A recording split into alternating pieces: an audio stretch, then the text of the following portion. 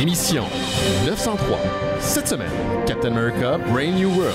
En direct de Montréal, Québec, Canada. Vous écoutez, oui, les mystérieux étonnants.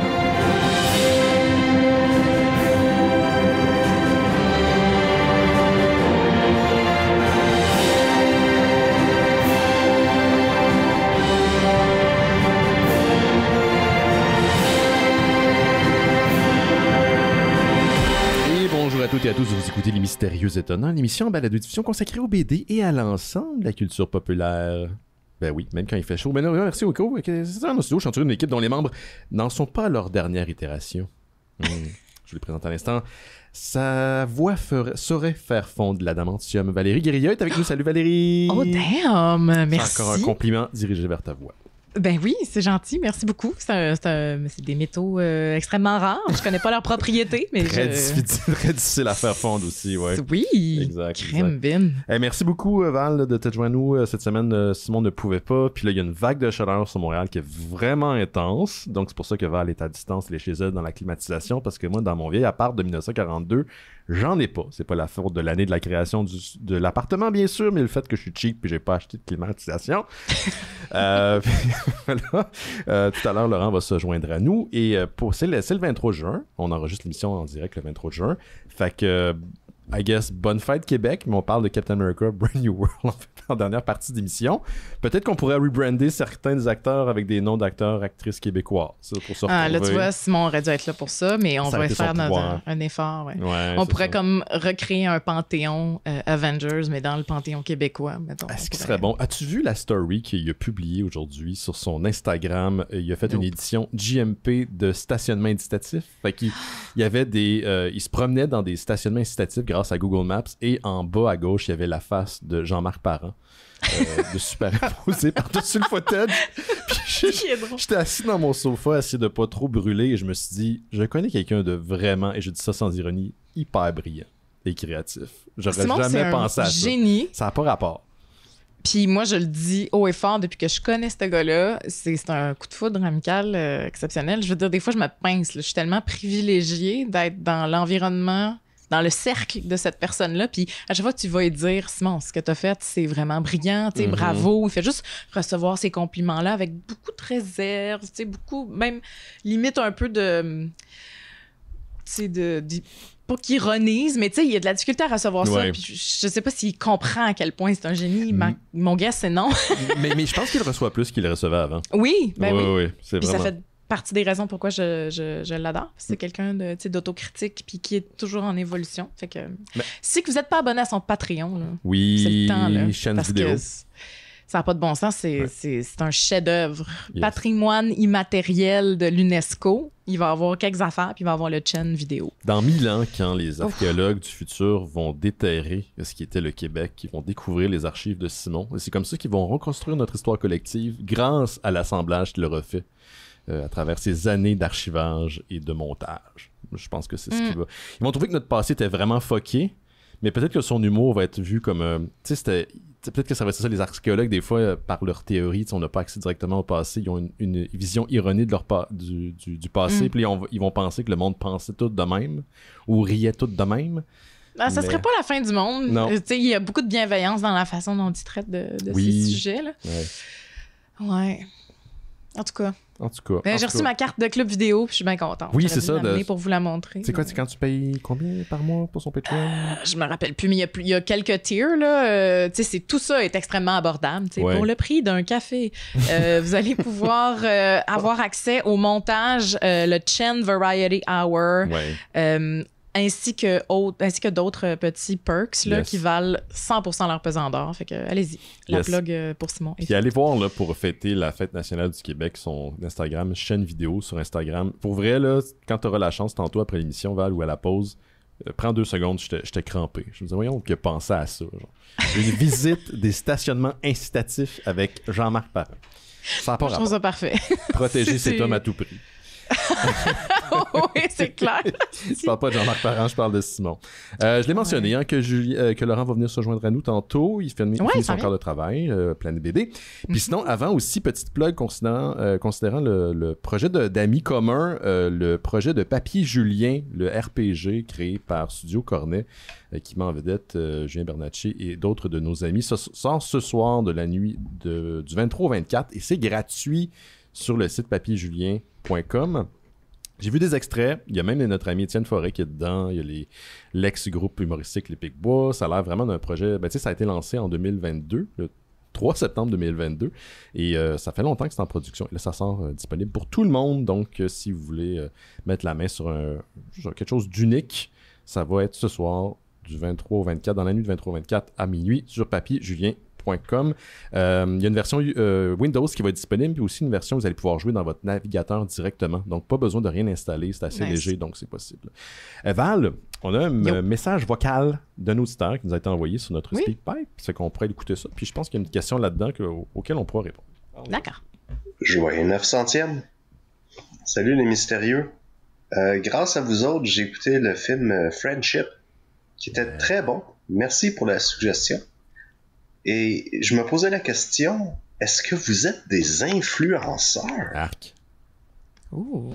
Très bonne question. C'est un message vocal de Bast qui nous écrit souvent. En fait, son introduction faisait référence à son fameux message qu'il nous a envoyé il y a 2 ans à Noël où il commence en disant « Joyeux Noël ». Belle petite référence.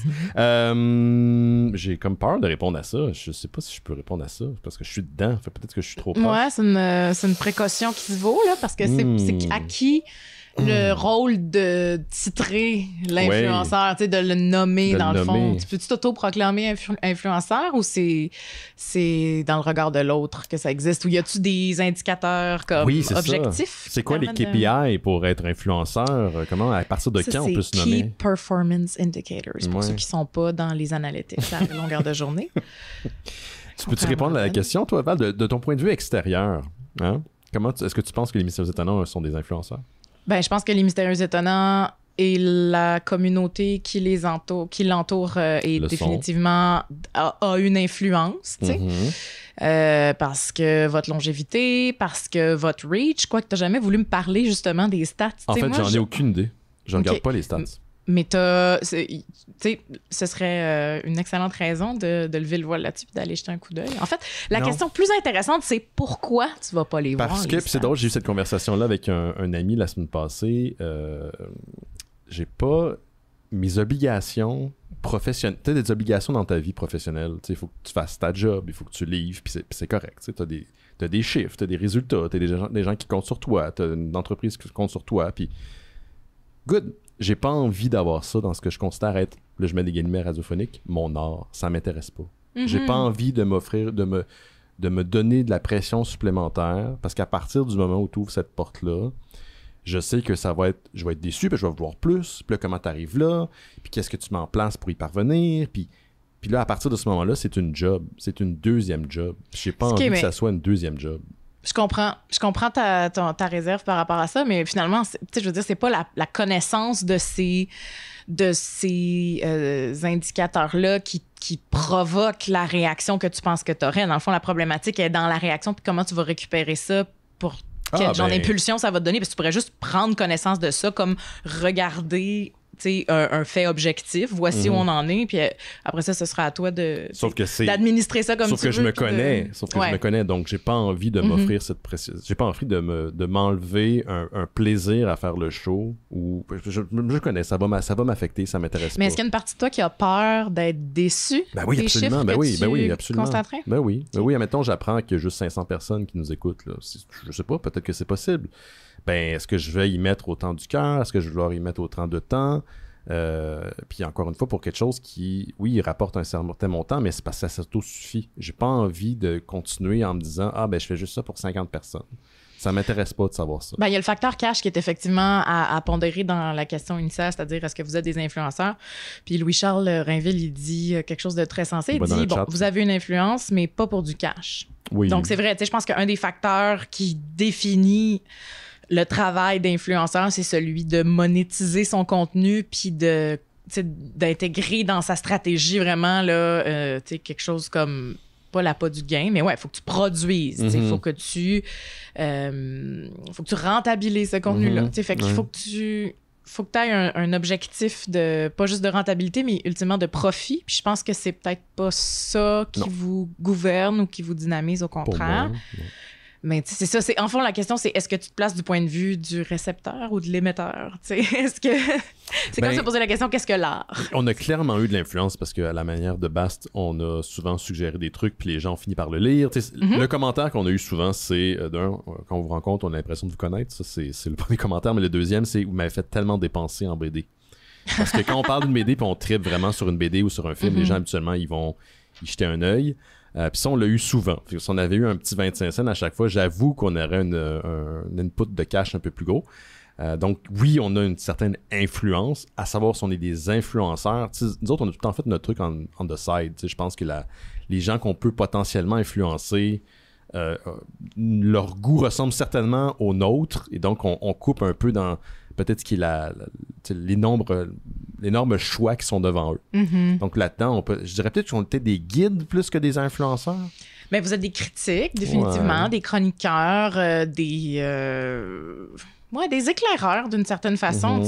Après ça, sûrement qu'on peut s'ostiner à l'infini sur la définition d'influenceur, mais je pense que l'influenceur tel qu'on le conçoit aujourd'hui à l'ère d'Instagram puis de TikTok, c'est ça. C'est la personne qui produit du contenu sur les réseaux, qui le monétise puis qui en tire profit, puis qui va, construire sa communauté autour de cet objectif central-là. Après ça, il y a toutes sortes de conséquences puis d'effets collatéraux autour de ça. Entre autres, la constitution, c'est ça, d'une communauté, puis bref, mais je pense dans ce sens-là, au sens comme contemporain du terme, puis peut-être un peu négatif, là, c'est au vu sens moral. Ouais. Mais en même temps, c'est une job. C'est comme dire être, je sais pas, être pompier. Quoique pompier, c'est extrêmement noble, puis t'es comme sur des vies. Mais en tout cas, c'est maintenant devenu un titre professionnel, influenceur. Fait que... Oui, puis c'est drôle parce que t'en parlais, puis je me disais, on dirait qu'on évite pas qu'on évite le sujet, mais qu'on veut pas être étiqueté influenceur parce que ça vient qu'une étiquette qui est négative, mais la réalité, c'est que moi, je suis plein de gens que je pourrais considérer comme étant des influenceurs, mais qui n'ont pas cette connotation négative. Oui, il y a comme un jugement moral un peu condescendant sur ça, puis on pourrait aussi se réapproprier ce terme-là ou juste pardonner aux gens qui ont saisi l'opportunité. C'est pas... je veux dire, c'est comme n'importe qui ferait de l'argent serait fondamentalement méchant, mais non, on vit dans le monde dans lequel on vit, là. Moi, j'ai pas... j'ai pas d'affection démesurée pour les gens qui profitent surtout pas du malheur des autres. C'est dû qu'il y en a tellement sur les réseaux sociaux, là, aussi. Ouais, puis tu sais, je pense que tu peux influencer dans le bon puis dans le mauvais sens, comme tu peux faire pas mal toutes les actions dans ta vie dans le bon puis dans le mauvais sens. T'sais, moralement, je pense que c'est neutre jusqu'à ce que tes actions parlent d'elles-mêmes, là. Fait que, ouais. Fait que, pour répondre à la question... Oui. Genre. Oui ou non? Genre? Ce serait la réponse? Genre. La réponse va être genre. La réponse va être genre. Merci, Bass. Si, comme Bass, vous laissez un message vocal, le lien dans le descriptif de l'épisode, c'est une plateforme qu'on utilise qui s'appelle speakpipe.com. L'adresse est là. Vous cliquez là-dessus. Vous pouvez même réécouter votre message avant de l'envoyer. Et habituellement, ça fonctionne très bien. Mis à part notre auditeur Laurent Billot, qui est de France, qui a beaucoup de difficultés avec la plateforme. Il m'a envoyé genre 3-4 messages où tous les messages étaient tronqués. On a essayé de découvrir qu'est-ce qu'il faisait de mal, mais... Je sais pas, mais habituellement, la plateforme fonctionne super bien, donc ça peut être un commentaire, une suggestion, n'importe quoi. D'autant que ça se passe, ça se diffuse bien, ben on va le diffuser dans le cadre du podcast. Val, je vais te donner le micro pour commencer les nouvelles. En attendant, Laurent, ben oui. J'ai assez parlé, donc je me suis fait assez aller le manche patate. C'est pas mal ton show, là. Oui. Mais... Tu sais pourquoi? Depuis tantôt, je suis stické sur le son. Et je pense que c'est parce que à cause qu'il fait chaud, j'ai mis une fan, puis j'ai laissé un rideau ouvert. Fait que la réverbération dans la pièce n'est pas la même. Et ça me gosse. Mais il y a juste moi qui l'entends, c'est clair. Ouais, va falloir que tu te gères un peu. Ouais. Ben, écoutez, moi, en tant que remplaçante, vu que je bench souvent, j'ai pas tout le temps full de temps pour me préparer. Donc, j'ai écouté un petit film qui, je suis contente de l'apprendre, n'a pas encore été couvert par les influenceurs des Mystérieux Étonnants. Oui, genre...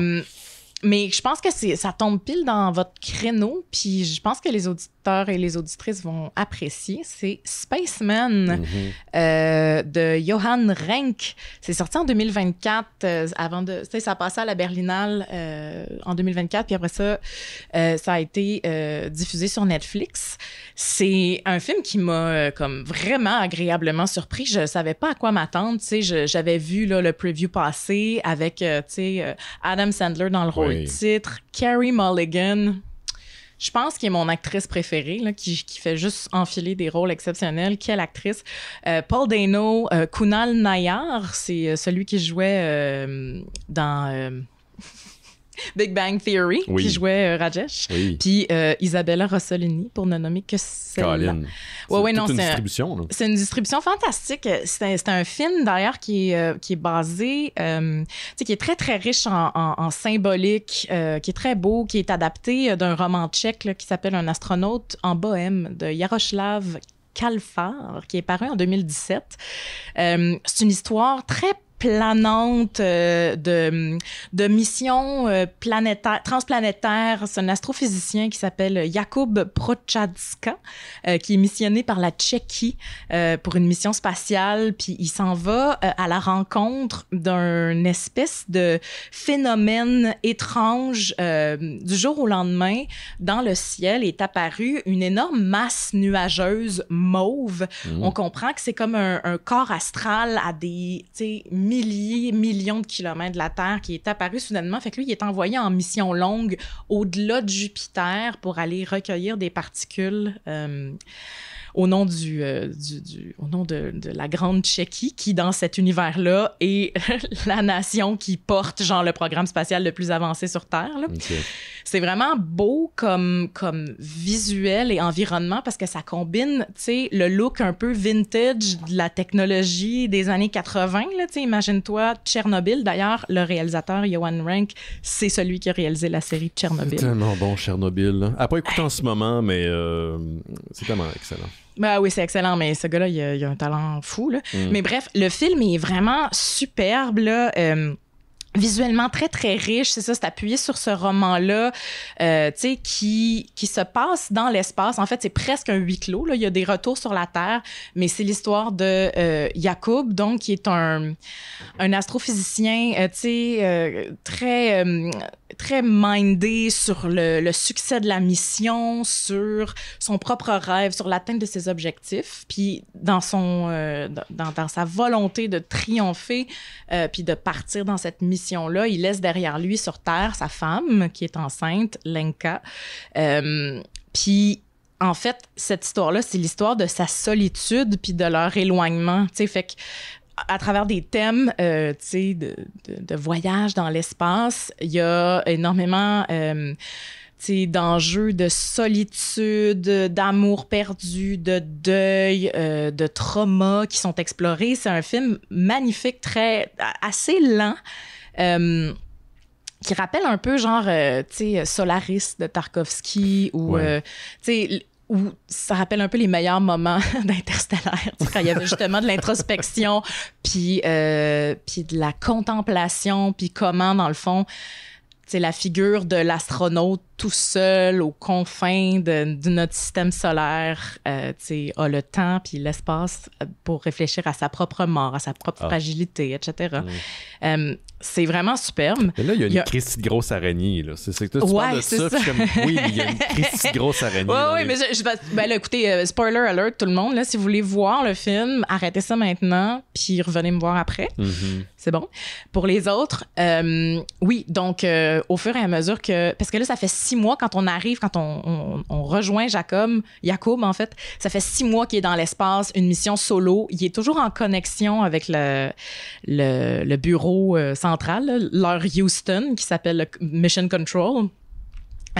Mais c'est ça, il est fondamentalement tout seul, puis il commence à perdre un peu la raison, puis en tout cas, sa santé mentale commence à souffrir du manque de sommeil, de la solitude, etc. Puis là, à un moment donné, il entend une voix très douce et, tu sais, vraiment comme bienveillante qui lui dit « Bonjour, skinny human ». Puis là, il est comme, what the fuck? Puis là, il se présente à lui une créature gigantesque, à peu près la taille d'un gros Golden Retriever. Donc, tu sais, plus petite que lui, mais quand même massif. Ouais.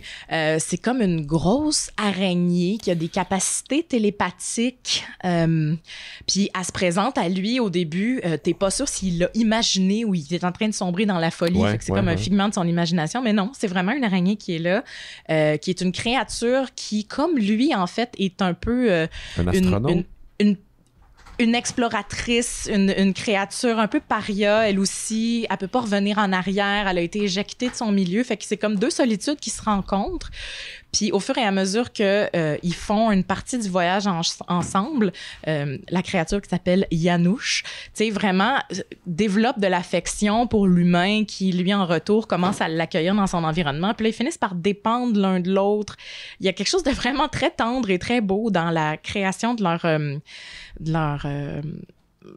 relation, qui est pas une relation d'amitié, c'est presque une relation genre de thérapeutique, là, tu sais. Yanouche, qui est l'espèce de créature, va comme provoquer chez Yacoub certains ressentis qui avaient barré là, de son subconscient depuis longtemps pour essayer un peu de traiter ses traumas. C'est vraiment très, très beau, très surprenant.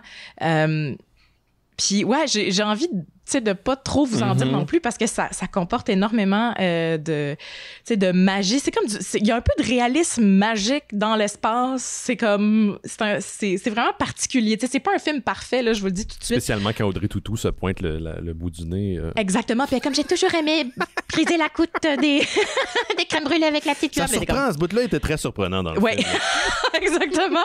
Mais c'est ça. C'est basé sur un roman. Il y a une qualité littéraire magnifique. Les échanges, parce qu'on voit toujours un peu en rappel, en miroir, ce qui se passe sur Terre avec la femme, en fait, qui veut quitter son mari parce que l'éloignement, pas juste physique, mais spirituel, psychologique, affectif, la déchire. Puis elle veut être ancrée dans la Terre, dans le tout, dans le collectif. Puis son chum, lui, qui veut être héroïque, s'éloigne de plus en plus, puis il l'a oublié. Quelque part, à travers la poursuite de cet objectif-là, ça fait longtemps qu'ils sont déjà plus ensemble, fait qu'elle, elle veut le laisser, puis elle transmet un message, parce que c'est ça qui est fantastique, je parle de réalisme magique, c'est que la technologie est comme impossible à figer dans le temps. On est comme dans une esthétique technologique des années 80, fait que des gros boutons lumineux, des grosses manivelles, des choses qui sont comme un peu archaïques, mais en même temps, ils ont un appareil téléphonique qui s'appelle le Check Connect qui peut comme connecter deux êtres en temps réel plus vite que la lumière en tout temps. Fait que il peut toujours parler au téléphone même s'il est dans le coin de Jupiter. C'est genre il y a Steve, ton chat, qui vient d'apparaître dans ton stream. Ça, c'est les griffes de Steve sur ton banc. Steve. Donc voilà, tu sais, c'est ça. Il y a des moments vraiment forts, très touchants. Il y a des moments assez drôles aussi. Tout ça est porté par une musique magnifique composée par Max Richter, qui est un excellent compositeur.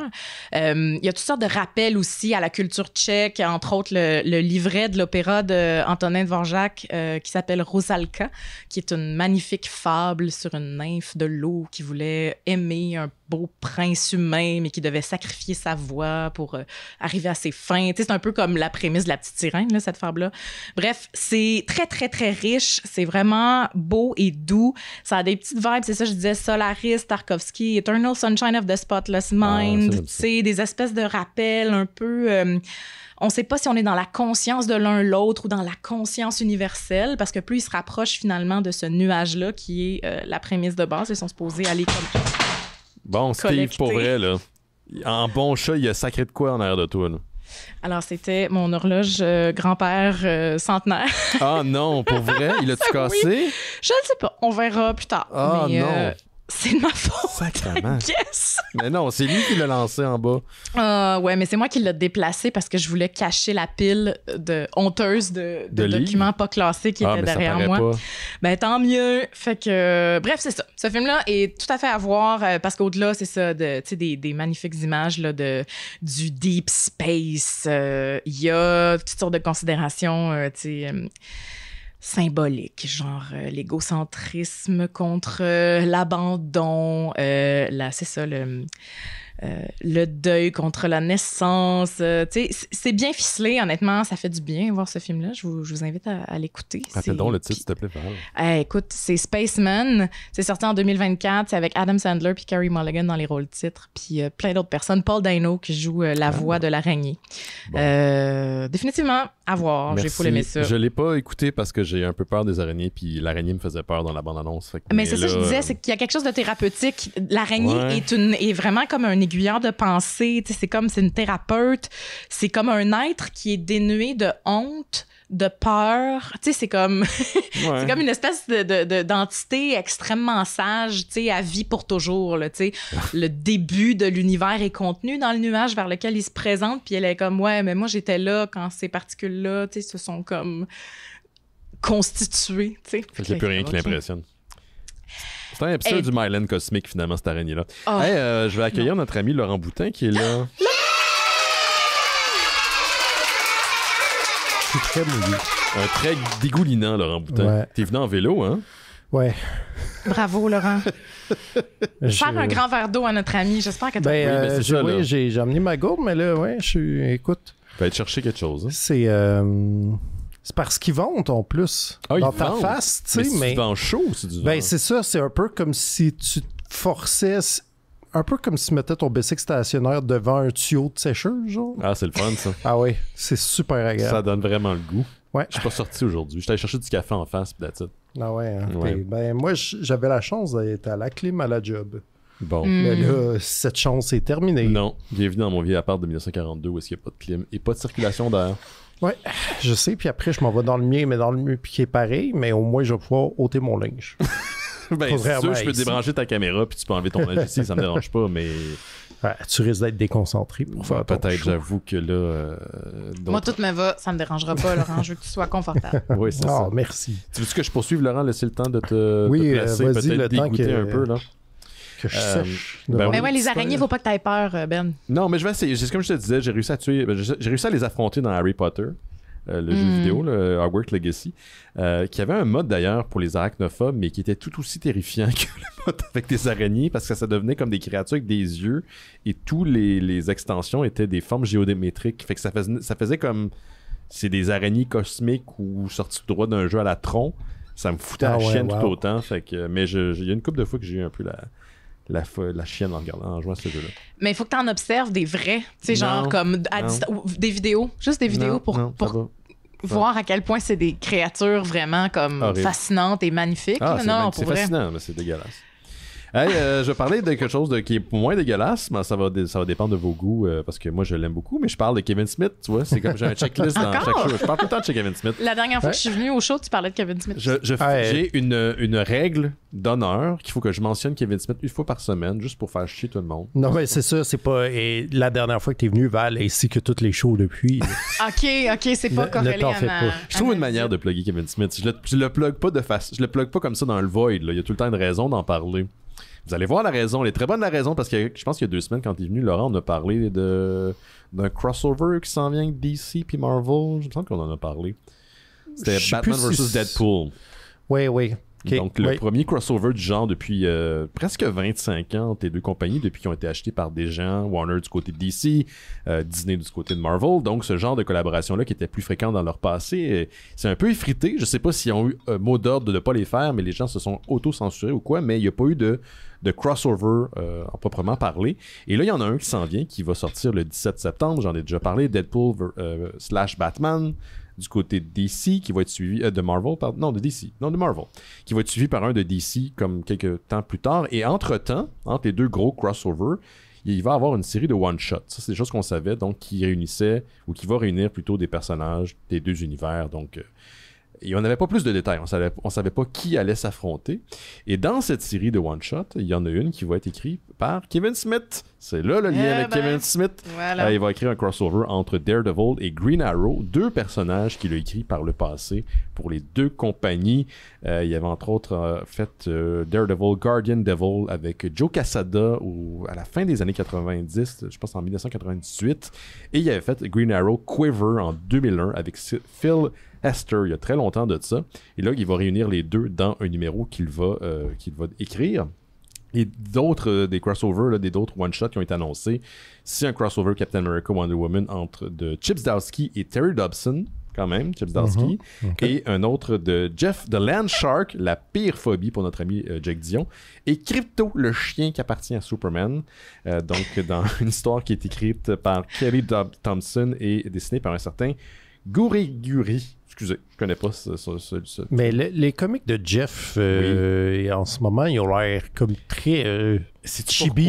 Sais-tu pourquoi ça revient aussi en popularité? C'est que Jeff, The Land the Shark, fait partie du jeu Marvel Rivals, le jeu vidéo là, qui est un genre d'arena où tu t'affrontes. Puis c'est comme ça fait, ça a mis le personnage de l'avant, puis le monde tripe dessus. Là. Fait que... Ouais, mais c'est ça, mais tu sais, j'ai vu des affaires, mais c'est très, très cute. C'est un petit requin cute. Ok, c'est pas un méchant requin. Ben, ou en tout cas, j'ai peut-être vu un variant cover aussi. Okay. On va savoir maintenant les covers, puis dedans, ils correspondent de moins en moins. Hein, fait que, non mais ce que j'ai vu, ça avait l'air ultra cute. Je sais pas si c'est ça la ligne. Il me semble qu'à mettre dans mon souvenir, Jeff the Land Shark, c'est l'espèce de requin qu'on a eu dans le voyons, Colin, le film de James Gunn du côté de DC. Suicide Squad. Ouais, c'est ça. J'avais l'impression que c'était ça aussi. Ouais, je sais pas si c'est ça son nom, mais... Ça s'appelle Sylvester Stallone. Il doit pas avoir 10 000 requins qui portent des pantalons, là. Non. Il y avait il doit pas d'avoir 10 000. Non, il y avait les Battle Sharks des années 90. Ouais, il y avait des pantalons. Il y avait des pantalons aussi. Puis il y avait des gants avec des spikes. C'était les années 90. Ouais. Pas le choix. Ça venait avec. Quand vous à l'époque, quand vous sortiez de votre mère, on vous donnait des spikes, des gants avec des spikes. Comment va ton horloge finalement, Val? Je suis vraiment inquiète. Je vais regarder, ok? Je me Oui, tourne. vas-y, parce que je veux pas te laisser comme douter de l'état de ton horloge. Donc, je sais pas si t'étais là pendant que c'était arrivé. Oui, j'étais déjà là. En fait, je me suis dit, pourquoi je suis pas en train de casser des affaires dans le décor de Ben, moi aussi, pendant ce temps-là? Ben, t'as autant de poils que le chat à Val. Voilà. On l'entend un peu crier.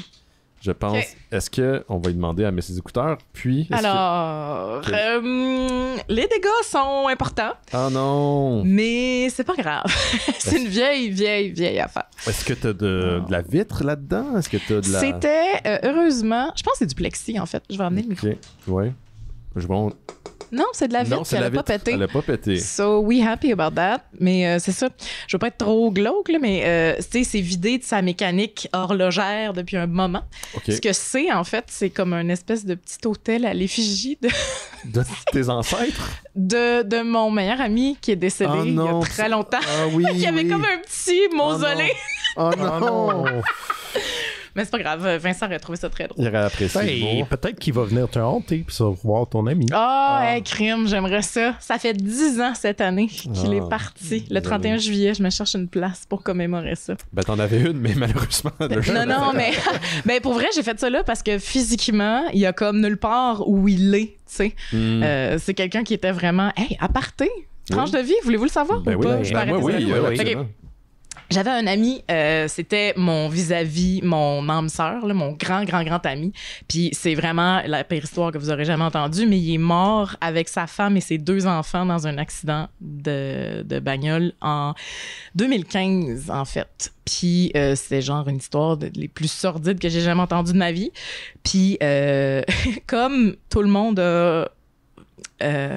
c'était impossible de distinguer quel petit tas de cendres était qui. Non.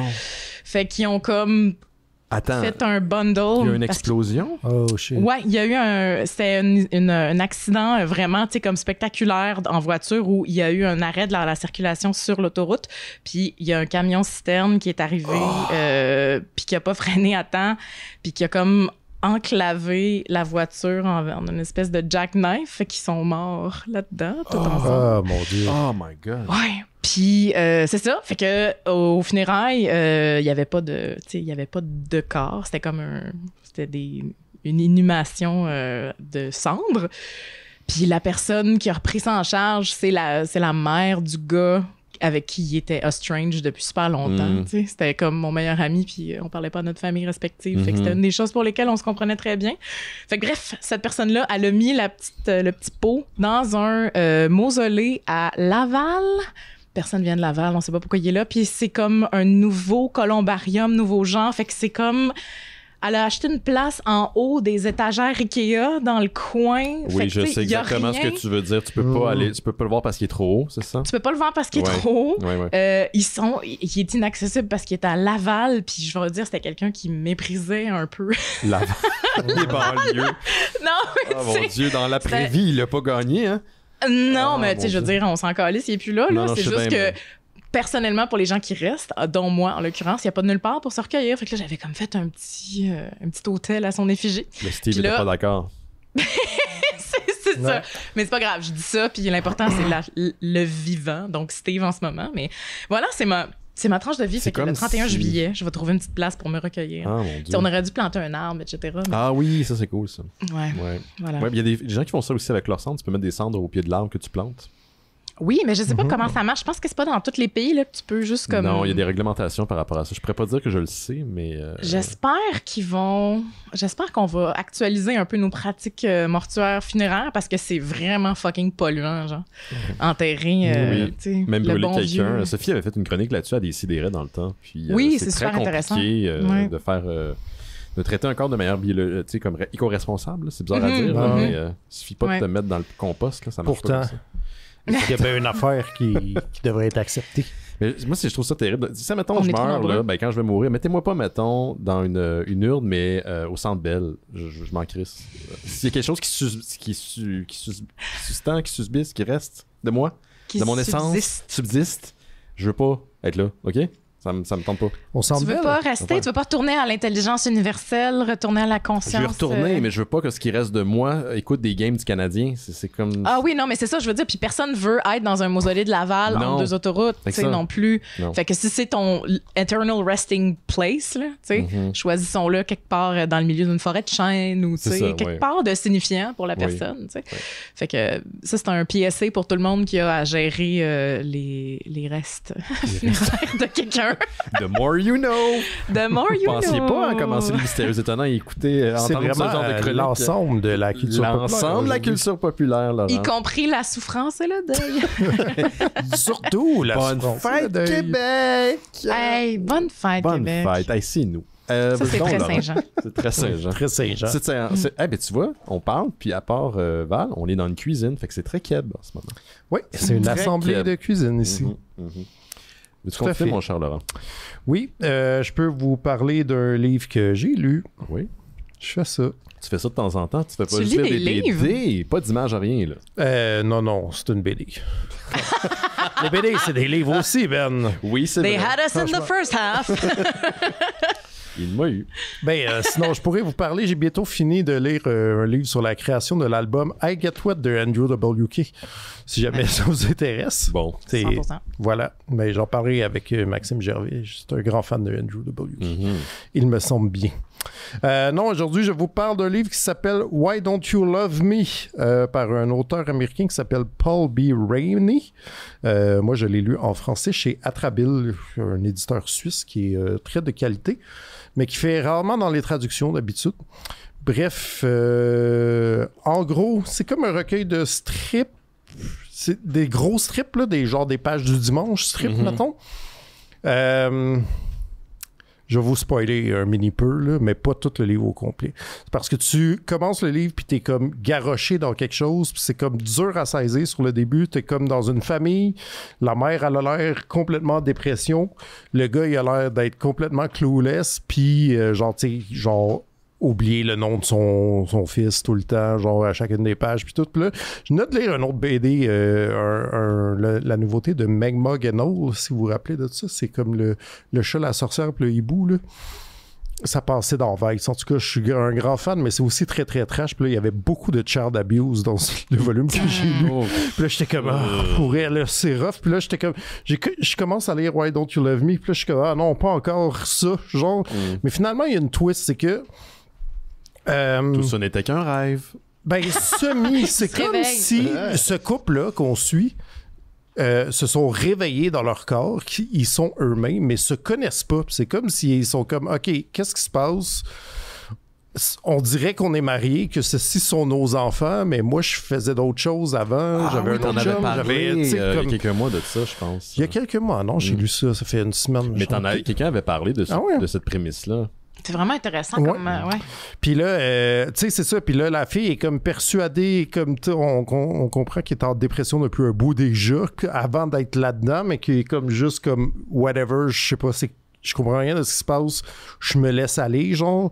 Mais là, tu sais, puis le gars, il essaye un peu plus, mais c'est comme, ouais, peut-être qu'on devrait essayer d'envoyer des enfants à l'école aujourd'hui. Ils ont appelé, ça, ils disent que ça fait 2 semaines qu'ils ont pas vu, tu sais. Puis tout, puis là, tu sais, comme, qu'ils font ça comme, mais vraiment en patchant le truc plus ou moins, tu sais, mais avec... Mais ils collaborent, tu sais, ils sont pas en train de se renier l'un l'autre, là, ils sont comme ensemble là-dedans. C'est comme s'ils cherchaient un peu qu'est-ce qui est arrivé, puis comment on va s'en sortir, mais aussi, genre, que, tu sais, ils sont comme... Ils ont comme un vague sens des responsabilités de on est dans cette situation-là et donc on devrait faire les bonnes affaires, mais en même temps, c'est comme pas notre vie, fait qu'on s'en torche un peu, genre. On le fait par quoi? Par réflexe? On le fait avec détachement. Ben, tu sais, aussi parce que, genre, ces enfants-là sont des êtres humains qui ont l'air, tu sais, comme dont il faut s'occuper. Puis là, I guess qu'il y a personne d'autre en vue, fait qu'on devient automatiquement comme les personnes responsables de ça, tu sais. Fait que le vibe, tu sais, c'est très dépressif, mais c'est très drôle en même temps. C'est comme vraiment une drôle de zone. Puis tu sais, c'est ça, tu sais, là, ce que je vous explique là, ça m'a pris comme un bon 30 pages avant de, tu sais, j'étais juste comme, tu navigues un peu à l'aveugle, là, t'arrives un peu dans le milieu du truc où sont des gens en train de s'ostiner pour des niaiseries, mais que tu catches peu à peu, c'est quoi la vibe, puis là, comme finalement, tu finis par découvrir qu'est-ce qui s'est passé, puis là, il va y avoir d'autres retournements de situation que je vais pas vous spoiler. Ceux-là, mais c'est vraiment, tu sais, ça devient un petit livre de science-fiction, mais du quotidien, genre. C'est vraiment intéressant. Oui, c'est... en tout cas, c'est chaudement recommandé. Pour vrai, j'ai vraiment...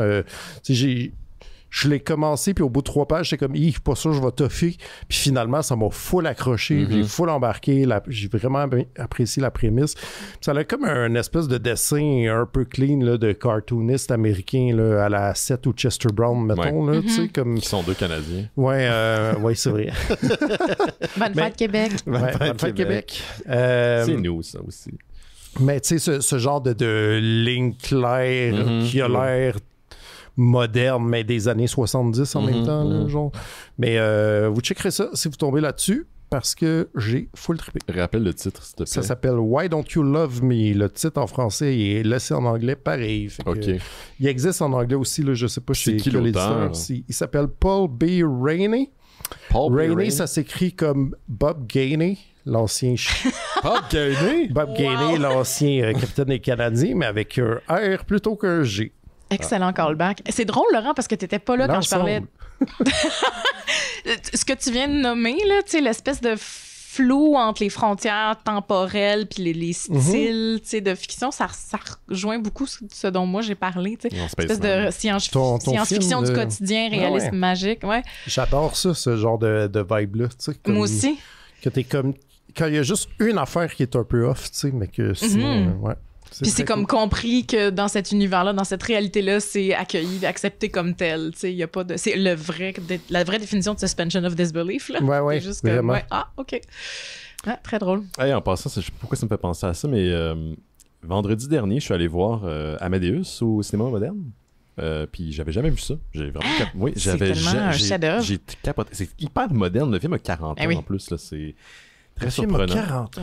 Ouais, le film a 40 ans. J'ai eu la même réaction quand le gars l'a dit avant la projection.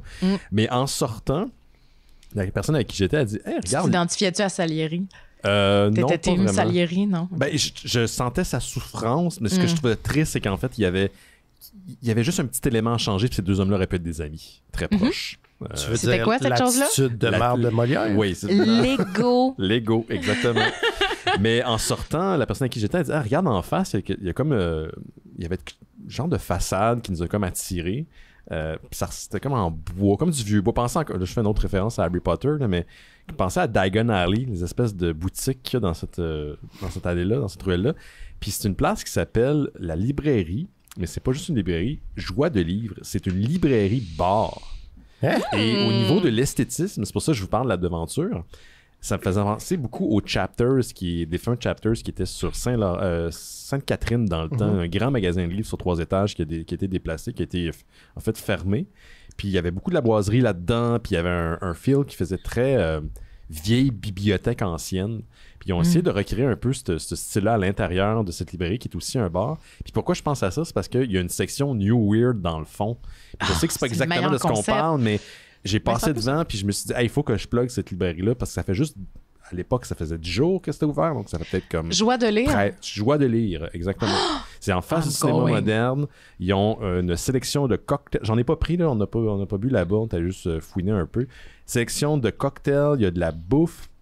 La place est magnifique. Gros focus sur la littérature fantastique de genre, et les livres sont en français et en anglais. Ils ont une petite section aussi de bandes dessinées. J'ai vu des bandes dessinées de Pau, j'ai vu aussi Alice. J'espère qu'il y en avait une nouvelle adresse. Dion. Non, j'ai pas vu de nouvelle adresse, mais il y avait beaucoup de place encore pour d'autres œuvres. Je pense pas qu'ils ont reçu toute la sélection. Quand on est allé, ça faisait 10 jours que c'était ouvert. OK, c'est pour ça que ça me dit rien pantoute. Non, ça vient juste d'ouvrir. Okay.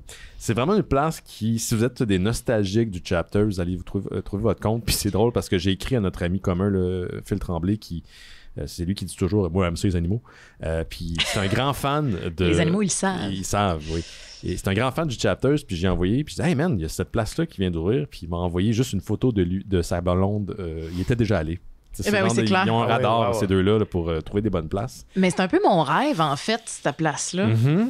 Puis est-ce qu'il y a des sièges confortables? C'est-tu configuré pour que tu ailles lire puis qu'on te crisse la paix, ou faut que tu ailles en équipe assis sur des petites tables en bois? De ce que je me souviens... Il y a une série de tables centrales, OK, puis t'as des bancs de chaque côté, et je crois que près des librairies, il y a un genre de fauteuil, un fauteuil ancien. Ça prend des fauteuils, là, tu sais, des bergères, là. Mm-hmm. Ça m'a vraiment fait penser à une espèce de, tu sais, pas les vieilles, parce que ça serait comme les anciennes librairies un peu britanniques, avec des couleurs bois foncé, du rouge, des tapis. Tu sais, il y a un focus sur l'ambiance à l'intérieur de ta place. Puis je sais pas c'est quoi leur plan, là, mais j'ai l'impression que ça pourrait être parfait pour des rencontres de, je sais pas, n'importe quoi, des clubs de lecture ou des événements quelconques. J'espère qu'ils vont ouvrir leur place à ça, mais c'est à encourager parce que ça a l'air d'être un... Tu sais, qui a l'argent pour ouvrir ça en 2025, je le sais pas, là, mais ça a l'air d'être une gang qui se sont rassemblés pour faire ça. Ouais, c'est peut-être une coop de travail ou des... Je sais pas. Je sais pas. C'est tout ce que c'est fucking beau aussi là, pour aller lire. Puis je sais pas c'est quoi les heures d'ouverture maintenant, mais tu sais, le Cardinal. Le Cardinal, oui, sur Saint-Laurent aussi. Le salon de thé, là, ça c'est une ancienne salle de bibliothèque, justement, là, avec du caillebotis tout le tour. Mm-hmm. C'est épique, c'est magnifique. Tout ce que tu as décrit, là, boiserie, vibe anglaise... On a rainy day, là. Mm-hmm. Wow. Ouais, c'est parfait. C'est malade. Joie de livre. On était à toi, Val. T'avais-tu autre chose? Non. Je travaille plus dans ma librairie. Moi, j'ai quitté mon Oui, t'as changé travail. De travail. Ouais, je sais pas, c'est pas une nouvelle de la culture populaire. T'es pas obligé de la dire. Non, c'est ça. J'ai changé de job. Okay. Fait que cherchez-moi plus à Librairie Gourmand. Ouais, je t'ai cherché vendredi, puis j'étais comme... Oh, Laurent! J'étais comme ça. Je savais que tu t'en allais, j'ai pris une chance, mais j'étais comme non, c'est la fin. Mais sans en parler, t'as aimé ça? Travailler à la Librairie Gourmand? Non, où est-ce que t'es en ce moment? Ça te va? Oui, c'est un upgrade. Oui. Là, j'ai une vraie job, là. Sérieuse. Qu'est-ce que t'as dit? Qu'est-ce que t'allais dire avant que je te coupe? T'as dit c'est le facteur. Qu'est-ce qui est le facteur? Non, mais le facteur humain, tu sais, être près des livres puis être près des gens, c'est superbe. Avoir des conversations stimulantes sur, tu sais, l'objet livre puis tout ce que ça comporte, c'était A1. Mais c'est toutes les activités afférentes, genre de mise en marché, de déballer des milliers de cossins qui viennent de Chine, tu sais, des aimants emballés dans du plastique qui sont recouverts de plastique. Ça me faisait genre... Il faut pas très Chironobré, toi, là. C'est ça, mais maintenant, je pense que c'est la réalité là, de la plupart des librairies, tu sais, même indépendantes, là, t'as pas le choix de mettre des choses en marché autres que des livres pour survivre parce que les temps sont durs, là. Fait que j'ai beaucoup de respect respect pour ces entrepreneurs-là, mais moi, je pouvais plus, là. I couldn't do it anymore. Fait que je travaille en agroécologie à la place. Bon, ben écoute. C'est vraiment le fun. Godspeed. Ben, regarde, je vais continuer. J'ai une petite nouvelle encore de comic book. L'année passée, il y a une série d'animation qui est sortie qui s'appelait X-Men 97. C'était une suite de la série des années 90 des X-Men qui avait vraiment marqué les fans de cette période-là. On adaptait les comics, puis on les mettait en série télé pour les enfants, mais les fans avaient particulièrement apprécié. C'était quand même assez sombre pour des kids. On était des années 90, on s'en crissait un petit peu. Puis depuis le retour des X-Men avec X-Men 97, on se demandait c'est quoi la prochaine série de Marvel des années 90, cartoon qui pourrait être adaptée ou qui pourrait avoir un retour, parce qu'on est vraiment dans la continuité d'histoire de cette période, et certains espéraient un retour de la Spider-Man Animated Series. Donc est-ce que ce serait la prochaine série qui peut avoir le traitement d'X-Men 97, où on poursuivrait ce qui a été lancé en 94, et finalement ça se fait, mais pas vraiment. Ça se fait sous la forme d'une nouvelle mini-série de 5 numéros qui s'appelle Spider-Man 94. Donc, ça va être publié par Marvel Comics. Et donc, c'est une mini-série qui est écrite par J.M. DeMatteis et dessinée par Jim Towie. Et c'est créé dans l'esprit de la série d'animation des années 90. Et c'est une continuation directe de la série. Faut dire que ça finissait sur un cliffhanger, puis il n'y a jamais eu de suite. Puis maintenant, presque 30 ans plus tard, il y aura une suite en comic book, et ça va sortir le premier numéro le 3 septembre prochain. Peut-être que je pourrais enfin avoir la suite de la télésérie Urgence en bande dessinée. Ah oui, c'est vrai qu'il finissait sur un cliffhanger. Hey, ça, c'était tout un cliffhanger. Oui, J'en suis toujours pas remis. Plus de 30 ans. Pouvez-vous me rappeler c'était quoi le cliffhanger d'Urgence? Ben, t'avais le cardiologue qui avait la gorge tranchée. Ouais. Puis t'avais le méchant administrateur qui se faisait accuser de ce meurtre-là. Mais c'était pas Puis lui. C'était pas lui. t'avais une pandémie qui arrivait. Ah oui. Ouais, ça, on a eu la suite plus 30 ans plus tard. Ouais. Dans la vraie vie. Dans la vraie vie, oui. Ouais. Mais il me semble qu'il y avait une troisième affaire qui se passait en même temps. Oui, C'est vraiment toute je une me finale, souviens. mais j'ai oublié Je c'est quoi. portais à mélanger le cliffhanger de la saison 2, le cliffhanger de la saison 1 où il y a eu l'explosion avec la bombe. Là. Ouais. Est-ce que quelques... Ouais, non, c'était pas le. Non, c'était pas la je pense. bombe, ça. Est-ce que quelques arcs narratifs d'urgence auraient pu être déposés dans Stat subrepticement? Ben, genre, comme- considérant que ça avait été fait, c'est pas écrit par les mêmes personnes d'ailleurs, en partie.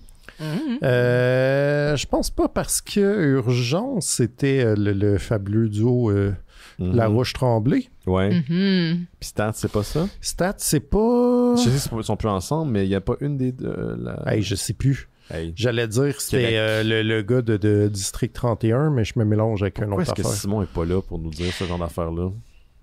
C'est lui, c'est son savoir, absolument. C'est son savoir. Ben, c'est ça le patrimoine immatériel de Simon Chénier. Ouais. Mais c'est drôle parce qu'on sait que les séries québécoises ont la tendance fâcheuse de soit finir avec un cliffhanger puis pas être renouvelé ou finir de façon vraiment décevante. Nous, Ouais, j'avoue. Simon et moi, on écoute Scoop depuis plusieurs mois. Là, on savoure quelques épisodes à la fois. Puis là, on approche de la fin. Là, on est à 3 épisodes. Puis tu le sens là, que ouf. Oh, Tremblay, il patauge, là, puis il essaye de plugger des affaires. Puis on est à 3 épisodes de la fin, Ouais. là, puis on est comme mon tabarnak. C'est vrai que quand il conclut ça en disant ben, ils ont été sauvés par Mo. C'est un peu Deus facile. ex machina, tu sais, mais genre moins bon qu'au théâtre, tu sais. Fait qu'en tout cas, on a bien d'anxiété pour ça, là, pour savoir qu'est-ce qui va se passer. Est-ce que l'Empire Roussac va, tu sais, être porté de main de maître par jeune Macha Grenon ou elle va se faire damer le pion? Mais là, par Simon, son il doit être frère? au courant, lui, parce qu'il l'a écouté souvent, ce coup. Oui, mais il joue très bien le rôle. Ben, c'est parce que Simon, il a tellement de connaissances, tu sais, comme encastrées dans son cerveau que des fois, tu sais, c'est placé là, mais c'est pas activé jusqu'à temps que tu le réactives. Tu sais. Fait que ça fait, tu sais, il y a quand même des effets le de SRAS. surprise avec moi, comme le SRAS. Excusez. Ou plusieurs virus qui peuvent se cacher en Oui. session dans tes ganglions pendant que c'est, tu sais, ça se peut ça. Ça se peut, ça aussi. Ça se peut, ça. Mais toujours est-il que c'est ça, Scoop, ce serait... c'est dans 3 épisodes qu'on va vivre la fin Ben, de si ça. vous créez une suite de Scoop ou d'urgence en format BD, un peu à la manière de Spider-Man 94, je veux en entendre parler. On va en parler au Mystérieux Étonnant. Ce c'est serait clair. extraordinaire. C'est clair. Ouais, Ou ouais. une version BD de Tag. Moi, s'il y a quoi, une Tag? série québécoise que je voudrais voir revivre, c'est Tag avec Louis Oliva, puis Céline Bonnier, puis Laurence Moffett. C'était sur Télé-Québec, ça. C'était-tu sur Télé-Québec ou Radio-Can? boy, Je sais plus. Mais il y a un petit gars qui hallucinait des éléphants, puis il y avait genre de la baston dans les ruelles. Il y a des de la auditeurs drogue. français qui capotent en ce moment. Là, ils savent pas du tout de quoi qu'on parle. Ouais, Ben, en tout cas, à chaque fois que je vois Get Louis learned. Oliva, je suis encore... Ah oui, c'est Tag. Ben, ouais, malheureusement, ça lui colle à la peau. Ouais, là. hein? Ben, c'est comme C'est l'acteur plate. qui jouait Chiquan dans Watatata. Moi, je vois juste Chiquan. Là. Mais c'est Chiquan. Ben oui. Premièrement, il n'y a même pas de prénom, ce gars-là. Non, C'est non, Chiquan. c'est Chiquan. Je pense que c'est genre Eric ou quelque chose de même. Non, Tu sais, je veux pas c'est savoir son Chiquan. vrai nom. C'est Mais non, Chiquan. c'est ça. C'est Chiquan, son vrai nom. On va continuer avec toi, ça, Laurent. J'ai comme une ribambelle de micro-nouvelles qui viennent du festival d'animation d'Annecy qui vient de se terminer dans la ville d'Annecy, en France. Oui, je vous jure. C'est une des plus belles villes que j'ai jamais vues de ma vie. C'est vrai, je suis jamais allé. Ça a l'air super chouette. D'abord, ils ont annoncé pendant le festival, en collaboration avec Warner Bros. Animation et DC Studios, qui avait greenlighté, c'est-à-dire qu'ils Le feu vert. ont donné le feu vert à j'ai pas trop compris si c'était un film ou une série animée, mais basée sur le Mr. Miracle de Tom King et Mitch Gerard qu'on avait lu au show, puis qu'on avait donc aimé ça. Ben Puis j'y pense encore avec émotion. Je suis tombé sur une copie parce que je l'avais lu en numérique. Je suis tombé sur une copie il y a 2 semaines au Comic Hunter pour 25$. Puis je l'ai acheté parce que c'est juste extraordinaire comme ça. C'était une BD extraordinaire et vous entendez ça du plus grand des theaters en général. Oui, là. Fait Laurent que déteste déjà, ceci est... Portez attention, mais j'avais capoté sur cette BD-là. C'était tellement bon. C'était tellement beau. Puis là, écoute, j'ai vu juste un genre de screenshot. Là. Ça a l'air évidemment un peu simplifié pour l'animation, mais ça a l'air néanmoins chouette. Est-ce que c'est dans le style du dessin de la Ouais, mini-série? c'est peut-être la couleur qui est pas exactement le même feeling, Ok. j'ai l'impression. En plus avec des aplats, mais en tout cas, il y a ça. Sinon, j'ai vu que notre ami, auteur de bande dessinée, Francis Desharnais, l'auteur de La Petite Russie et de La Conquête du Cosmos aux éditions Papa, il a fait un court-métrage d'animation qui s'appelle Le Grand Party annuel des créatures de la Lune, que Wow, je n'ai j'adore. toujours pas vu, mais qui m'a l'air, ma foi, fabuleux et qui a gagné le prix de court-métrage donné par un jeune public. Donc, c'est le prix jeunesse, mais c'était des jeunes qui choisissaient. C'est lui qui a gagné. C'est le meilleur titre que j'ai jamais entendu, je pense. C'est un excellent titre, puis je pense qu'il a payé une crème glacée à tout le jury après. C'était bien cool, j'ai vu le photo. Interférence. Mais après, Oui, non, Non, après, après, ouais, décision. pour les remercier. Puis il y a le film qui a gagné le Cristal du long métrage. Je suppose que Cristal, c'est les prix qui se donnent à Annecy. C'est un film qui s'appelle Arco, qui est réalisé par un gars qui s'appelle Hugo Bienvenu, que moi je connais de la bande dessinée. C'est un gars, là, si vous suivez un peu les nouvelles moutures de Métal Hurlant, la revue des Humanos, il y a beaucoup d'histoires dedans. Et il a fait 2 livres d'anticipation très chouettes qui s'appellent Paiement accepté et là, le nom du deuxième m'échappe, mais c'était celui où dans le futur, il y a un gars qui est sa job, c'est de déléter du data parce qu'on a juste trop de trucs. Puis que là, il y a des affaires comme là, tu sais, au début du livre, là, dans son dossier, il faut qu'il s'occupe de 2001 Odyssée de l'espace. Puis là, il est comme, ça a l'air important, mais c'est bas, c'est comme, il y a personne qui consulte ça maintenant, ça sert plus à rien, délite ça, faut faire de la place. Puis que là, il se met à sauver des documents qu'il pense importants et les cacher dans son robot de maison. Fait que, voilà. C'est tout le temps des... Fabuleux. C'est donc ben cool. Ouais, voilà. Fait que là, le film n'est pas sur cette BD-là. Mais il y a tout le temps des bonnes idées là, qui sont dans ce range-là un peu. Là, ça a l'air d'être un garçon qui est venu du futur, d'un futur utopique, puis que là, il essaie de rentrer chez eux. Mais j'ai vu quelques screenshots, ça a l'air très cool. Ça a l'air que le film il a joué à Cannes aussi, fait que éventuellement, peut-être que d'ici un an, il va jouer une soirée au cinéma moderne, puis il faudra pas comme Atchoumé, sinon on va le manquer, mais ça se pourrait. Pas sur l'épaule rendu là, on ira. Et d'ailleurs, quand je suis allé au cinéma moderne, qui est habituellement une place qui est prisée par les cinéphiles, donc qui ont, de façon générale, du respect, on était assis à côté du pire fucking douchebag ever. Même au cinéma moderne, ça se fait. Ouais. Quand on est con, on est con. On est con partout. Hein. Qu'est-ce qu'il a fait? Il a regardé son sel tout le temps? Il a checké souvent son sel avec sa petite main qui cache absolument pas les lueurs de son appareil. Puis, à un moment donné, il a sorti un petit sac de chips qui était probablement le sac de chips qui était à saveur de bruit. Parce que... ouais, c'est tellement bon, le bruit. Maintenant, avec saveur de bruit au barbecue.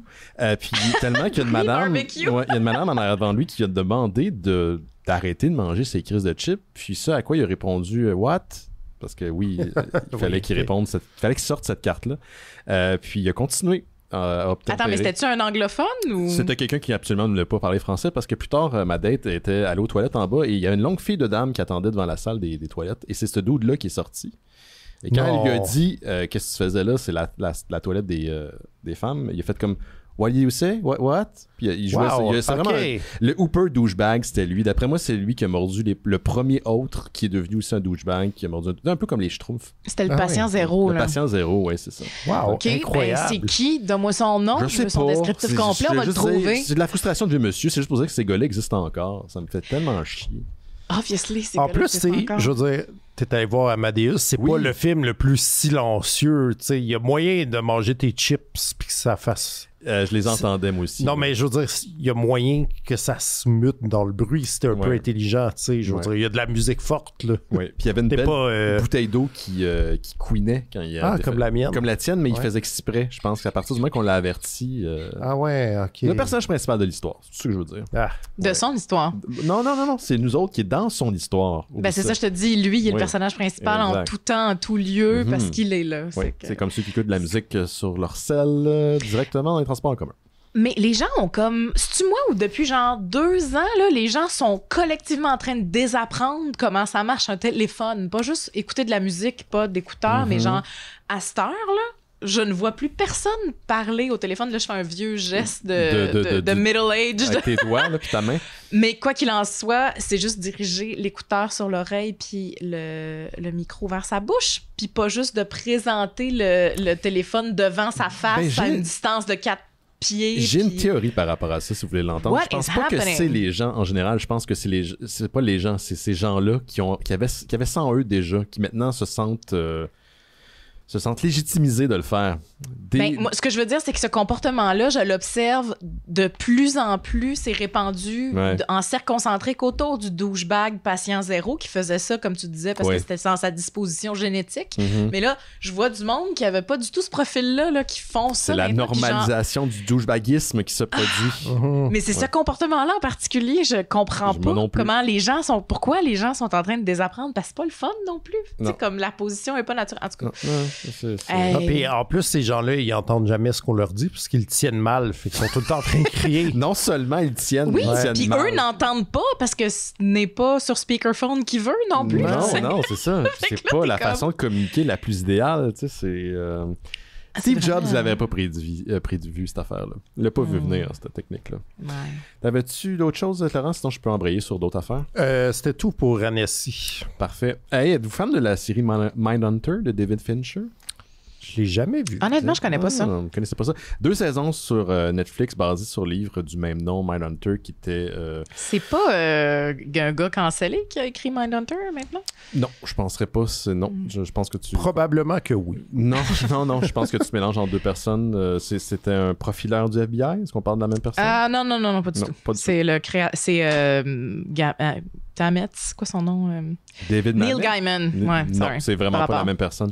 Mindhunter, à la base, c'est les mémoires d'une des personnes qui a mis en place le programme de profilage au FBI, qui a été très difficile, justement, à mettre en place.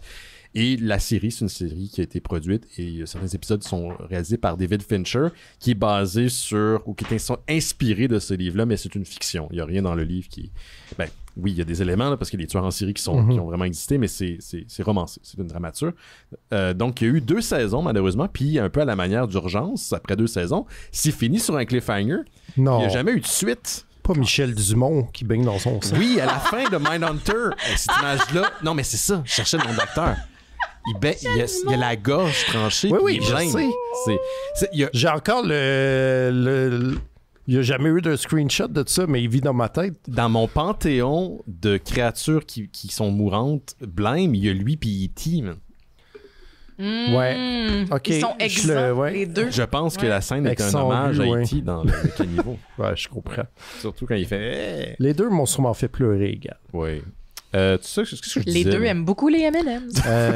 Mindhunter. Oui, c'est comme ça qu'on amenait Michel Dumont sur les planches au théâtre dans le temps. Un petit M&M, à la fois, tu faisais une petite trail Ouais, de puis au M&M. bout, tu mettais un Reese's Pieces. Là, et tu sortais du Shakespeare. Puis, en tout cas, incroyable. Ce qui était génial de Michel Dumont, c'est la capacité qu'il avait que le peanut butter, le beurre de peanut, lui colle pas au palais alors qu'il récite ses textes. C'est ça qui vrai? impressionnait Wow. les gens. Oui, c'est ça qui donnait sa voix grave et chaude. Je Tu comprends. Ça a l'air qu'il mangeait du beurre de peanut avant Monde et Mystère. C'était comme ça qu'il pouvait... Non, c'était pas lui qui faisait la narration dans Monde et Mystère. Ça s'appelait Dossier Mystère. Mais bon, où est-ce que j'étais? Mindhunter. Cliffhanger. Ben, plus ou moins Cliffhanger, mais il n'y avait pas eu de suite à la saison après 2019 parce que c'était coûteux, parce que bon, Netflix aime bien flexer, puis après comme oublier qu'ils ont mis de l'argent dans quelque chose, puis ils tirent la plug. Puis récemment, il y a un des acteurs de la série qui s'appelle Holt McCannally, qui était... Oui? Holt. Holt, H-O-L-T. Mhm. Oui, McAnally, qui était de passage à CBR. C'est lui qui incarnait le personnage de Bill Trench dans la série. Et il a dit qu'il y avait eu une rencontre avec David Fincher et qu'en ce moment, il y a des scénaristes qui travaillent sur une nouvelle mouture de Mindhunter. Donc, ils travailleraient sur 3 films de 2 heures chaque qui pourraient être diffusés sur Netflix pour conclure l'histoire qui avait été mise en place dans les 2 premières saisons. 3 films de 2 heures chaque, c'est beaucoup de choses à conclure. Ben, regarde, ça sera eux à décider ce qu'ils veulent faire. Puis si Netflix veut mettre aussi l'argent, parce que bon, ça reste très loin là, dans les cartons, à savoir ce que Netflix va vouloir financer ce projet. Parce que, comme je l'ai dit, David Fincher, qui a un souci quand même du détail, avait fait en sorte que les budgets pour les 2 premières saisons de Mindhunter étaient assez faramineux. Mais ça avait laissé plusieurs personnes, dont moi-même, sur leur faim. Je trouvais que c'est une excellente série. Un peu dans la veine de ce que Fincher a fait par le passé. On parle de Zodiac, on parle de Seven, ce genre de série de films-là. Mais c'était très bon. Il y a des grands fans de Mindhunter, du monde vraiment dédié. Puis si c'est pour se conclure en téléfilm, go for it. Et la réalité, c'est que si Netflix n'en veut pas, il y a peut-être un de ses compétiteurs qui va le prendre. Donc, c'est en préparation à voir si ça va se concrétiser éventuellement. On va voir, mais pour l'instant, c'est pas annoncé officiellement. T'allais dire, Val, je t'ai entendu faire un petit respire. Un petit respire. Tu viens de me faire penser à Pérus, là. Je sais plus ce que j'allais dire. C'est pas si bien. Tu prends ton respire, tu remets ta bonbonne de pas d'air. Bonbonne de pas d'air. Ben non, j'avais rien à dire. OK, Laurent. J'ai juste une petite anecdote parce que toi tu dois savoir ça, Ben, que vu que c'est ton film préféré, que le 8 juin, ça a l'air que c'est le Ghostbusters Day. Oui, j'étais au courant. Eh bien, j'ai vu passer une nouvelle d'un gars qui était dans un thrift shop de Los Angeles, imagine-toi. Je l'ai vu passer, mais vas-y. Pendant le Ghostbusters Day, et qui est tombé sur une reproduction grandeur réelle du tableau de Viggo Descarpates de Ghostbusters 2. Oui. God damn. God damn, ouais. Fait que on parle d'un tableau de plus de 6 pieds de haut. Oui, c'est presque 8 pieds, je pense. Ouais. Puis c'est ça, j'ai vu des photos de ça. J'ai vu ça sur ghostbusternews.com. Imagine-toi donc. Un excellent site. Je pense que le propriétaire de Ghostbusters News, c'est un Canadien. C'est vrai. Donc, on le salue. Là, il disait, le gars, il avait comme pas de place pour mettre ça, fait qu'il y a personne qui l'a acheté encore. Dude. C'était 250 C'est rien, US, mais là, moi, je pensais que ça mériterait. Ce serait un bon investissement d'argent Patreon pour te faire. S'il y a quelqu'un à LA qui veut nous l'envoyer, je vais payer pour cette affaire-là. Imagine cette grosse peinture-là à ta droite, Laurent, à ta gauche, sur le mur ici. Puis c'est un Christy de bon filtre quand t'amènes une date pour la première fois chez vous. Parce que soit elle comprend la référence puis elle est charmée, ou soit... ça y fait peur puis elle sauve parce que c'était pas un portrait très inspirant. Non, il est quand même terrifiant. Ouais. La fourchette entre ces deux réactions-là est quand même grande, par exemple. Non, d'après moi, c'est les deux seules réactions. Toutes les chances de ton bord non plus. Non, c'est binaire dans ce cas-ci. Puis pour mettre un clou dans ta certitude, tu y sers un bon gros verre de slime. Ah, ouais, j'aime ça comment tu penses. Puis si elle essaye de le faire danser, t'es in business. Yes. Ah oui, la toune dans Ghostbusters. Ouais. D'ailleurs, ce qui était le fun dans Ghostbusters de vidéogame qui a maintenant qui est sorti il y a pas si longtemps, mais il y a pas si longtemps, il y a presque oui, il y a 15 ans. Il y a 15 ans de ça, sacrément. Pouvez-vous me renseigner sur les nouvelles unités de mesure de il y a pas si longtemps, ça fait longtemps? Parce que tu sais, 2005, si tu t'en rappelles quand c'est sorti. Ouais, c'est ça. Ça fait pas si longtemps. 2005, on a l'impression que c'était hier, mais il y a quand même il y a 20 ans. C'est ça. Tu te souviens-tu de 2012 qu'on était très fâchés? Mhm. Bon, ben ça fait quand même 13 ans de ça. Ouais. Ouais, j'ai été fâchée pas mal tout le long. Moi, Je te dirais, je suis fâchée depuis depuis 2001. ce temps-là, je suis fâché. Moi, je suis encore fâché. Oui, moi, je suis encore Ouais, fâché. c'est ça qui est cool avec nous, c'est la constante. Mais dans le Ouais. jeu vidéo, tu pouvais interagir avec le fameux portrait de Vigo. Puis tu sortais des petites prédictions, là, parce que ça se passait en 87, 89, quelque chose comme ça. Puis, Ah ouais? puis ça te faisait des prédictions de 10 ans plus tard. J'adore ça. Ouais, c'était très cool. Qu'est-ce qui te restait, Laurent? C'est tout. C'est tout? C'était tout. Tout. Dernier truc, on va prendre une petite pause, puis on va parler de Captain America Brave New World. Il y a l'acteur John Burton qui a été confirmé de retour en tant que Punisher dans le film Spider-Man Brand New Day, qui est le 4e de la franchise du côté Sony Marvel Comics. Donc Burton qui a incarné pour la première fois Punisher Frank Castle dans la série Daredevil en 2016. Ça, tu vois, ça fait longtemps. Ça fait presque 10 ans. Ce qui était la série qui était à l'époque disponible sur Netflix, avant l'époque de Disney+. Donc, série Daredevil. Puis après, il a fait un petit suivi dans 2 de ses séries à lui, 2 saisons à lui en 2017. Puis récemment, Il y on a l'a eu vu. 2 saisons de Daredevil. Non, pas de Daredevil, Punisher. de Punisher. Oui, personne l'a vu. J'ai vu la première. J'ai pas Hey, vu je pense la que j'ai deuxième. même J'ai pas pas fini vu. la première. Non. Et là, il a fait une apparition récemment. Je vous dirai pas dans quoi. J'ai l'impression que je vais vous spoiler. Puis il va être Moi, je le sais, Ouais, je tu sais. l'avais, ok. je Puis il va être de sais, retour je dans sais. son special pour Disney Plus en 2026. Les specials, c'est un peu ce qui avait été fait pour Werewolf by Night, le special de Christmas, de Noël, de Guardian of the Galaxy. Il va avoir son heure et demie, là, un genre de téléfilm. Là. Il appelle ça un special. Là. Puis Spider-Man Brand New Day va être réalisé par Destin Daniel Cretton. Ça va mettre en vedette une fois de plus Tom Holland, Zendana et Jacob Batalon. C'est le gars qui incarne Ned. Puis les 3 films, ça va pas vous surprendre, ils ont apporté beaucoup pour Sony et Marvel Comics. On parle du premier Homecoming, 880 millions. Le deuxième Far From Home, 1,13 milliard. Et le dernier, le plus récent, 1,19 milliard au box-office. Donc le prochain risque de rapporter beaucoup d'argent. J'ai tout payé pour ça, moi. T'as tout payé pour ça, Je toi? suis fier. Ben, tu voulais les voir, t'as eu C'était du bon, plaisir. C'était Ben, bien. j'étais content. C'est ça, J'étais- c'est probablement même meilleur Ouais. que ce qu'on a écouté cette semaine. Là. Fait que, Oui. No doubt barre est about basse. it. No Doubt le band? Ouais. No doubt. No Doubt. Ça aussi, ça fait longtemps. Ça fait au moins 30 ans. C'est sorti en même temps que la Spider-Man Animated Series. Don't tell because it hurts. Ça a l'air que Gwen Stefani est rendue une Christian Power intense. Hein? Ouais. Elle a toujours été. Ah ouais, ouais? mais là, elle sort ses cartes là, assez de façon évidente. Elle a toujours été croyante, elle a toujours été Elle peut- chrétienne. Mais ça me dérange pas. Tu peux être croyante et chrétienne, mais tu sais, genre le côté lourd, là. Tu peux être croyant aussi dans les bitcoins puis genre fermer ta gueule, mais il y en a qui sont vraiment très très lourds. C'est dans ce côté-là. Ah, et pourtant, moi qui en ai écouté toute ma vie, je ne savais pas. Ouais, ben, tu viens de le découvrir. C'est Marilyn qui peut parler de ça. Mhm. Hey, on va prendre une petite pause, messieurs, dames, parce qu'on a quand même un gros film à parler dans quelques instants. Mais juste avant, je vous rappelle qu'on a un Patreon pour financer les activités des Mystérieux Étonnants. Puis en échange, on vous offre un podcast exclusif qui s'appelle Bifurcation. Et vendredi dernier, il y a un épisode. Tu vendredi dernier, il y a un épisode de notre plus récent cycle de Paul Verhoeven qui est sorti. On a parlé de Hollow Man. T'es encore dans Paul Verhoeven? Oui. Wow. On prend notre temps là, quand même. Là. Oui. Moi, j'ai pas vu ça depuis T'es-tu le toujours avec cinéma. Rémi Fréchette? Rémi Fréchette et Antoine, bien sûr. Rémi, d'ailleurs, il y a des belles choses qui s'en viennent pour lui. Hein. Ça a été annoncé, son film a été en partie financé. C'est-tu Time and 2? Non, c'est pas Time and 2, mais c'est encore inspiré d'un mieux. court-métrage qu'il a fait, c'est Night of Sweats, donc des affrontements de chorégraphie d'aérobie. Donc- Wow! Ça ressemble à Heavenly Bodies, by the way. Mais c'est Excellent inspiré film. de...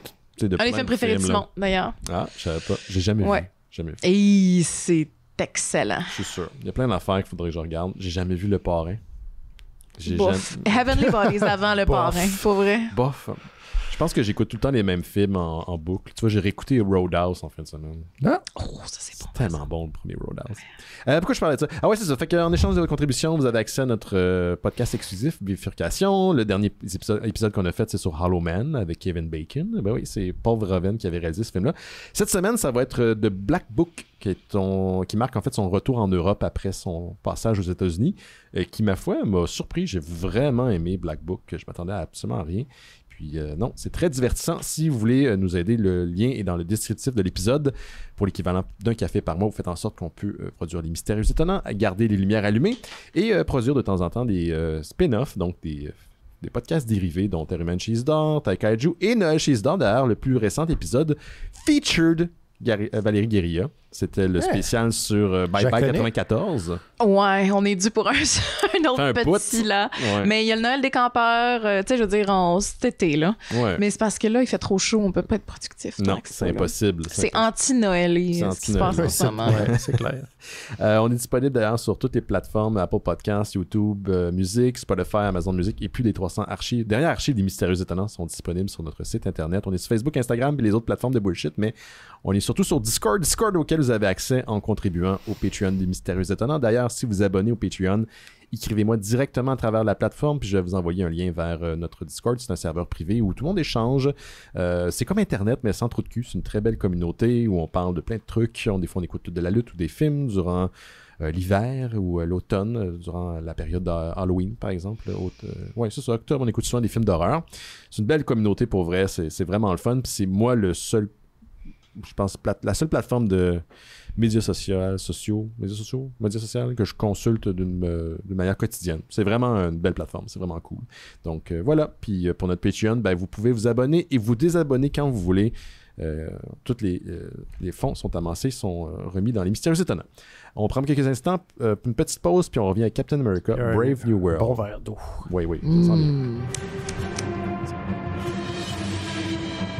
Vous écoutez les Mystérieux Étonnants, on va maintenant parler du sujet de la semaine. Et cette semaine, c'est un sujet excessivement keb. Captain America Brave New World, réalisé par Julius Ona, mettant en vedette Anthony Mackie, Harrison Ford, Danny Ramirez, Shira Haas et Carl Lambly. Comment dire, vous allez être spoilé, hein, parce que pour parler de ce film-là, il faut parler de plein d'affaires qui s'est passé dans les dernières années du côté de Marvel Studios. D'ailleurs, je trouvais ça très drôle parce que quand je t'ai demandé de venir, Val. Hey, t'es pas la première personne qui m'appelle Gabriel. On dirait que c'est mon surnom de rechange officiel. Je sais pas pourquoi, là, mais éventuellement, si tu changes d'identité, considère le Gab. Tu m'as demandé, ouais, mais ça, c'est après le... Il y a d'autres films avant de jouer. Puis là, après, plus que j'y pensais, c'est moi, attends, là. Il y a les Captain America, mais il y a les Avengers. Il y a toutes les Avengers. Il y a une série télé aussi. Il y a une série télé, ouais. Il y a une série télé que j'ai pas considérée. Donc, il y a pas mal de stock. C'est quoi la série télé, excusez? C'est Falcon and the Winter Soldier, qui se passe juste avant, théoriquement, la série. OK, mais ça, tu vois, c'est le loup. Je l'ai pas vu, ça. Tu l'as pas vu? Non, j'avais pas vu ça. Moi, je l'ai vu, puis sans le réécoutant une deuxième fois, parce que je l'avais déjà vu le film auparavant. Je me suis rendu compte qu'il y a peut-être une référence à un moment donné à cette télésérie-là, mais sinon je l'avais complètement évacué de ma tête. Ça n'a vraiment pas d'incidence. Non, pas vraiment. C'était pas particulièrement bon comme série. Disons que c'était un petit peu convenu. Donc, pour essayer de résumer brièvement l'histoire, là, puis je vous avertis qu'on allait spoiler, Anthony Mackie maintenant le récipiendaire de l'identité de Captain America après le départ de Steve Rogers, après les événements de Avengers Endgame. Donc, il rentre tranquillement dans son rôle. Et c'était dans la série Falcon et Winter Soldiers qu'il a lui-même maintenant son propre sidekick, qui est joué par Danny Ramirez, qui est maintenant le nouveau Falcon. Donc, dans ce nouveau monde, Brave New World, il travaille avec le gouvernement des États-Unis. Il travaille principalement avec le personnage d'Harrison Ford, qui est Thaddeus Ross, qui est le général qu'on a vu auparavant dans les autres films de Marvel, mais qui était joué par un autre acteur qui est décédé depuis. Et donc, lors d'une visite à la Maison-Blanche avec le premier Captain America, qui était dans la série de Falcon and the Winter Soldier.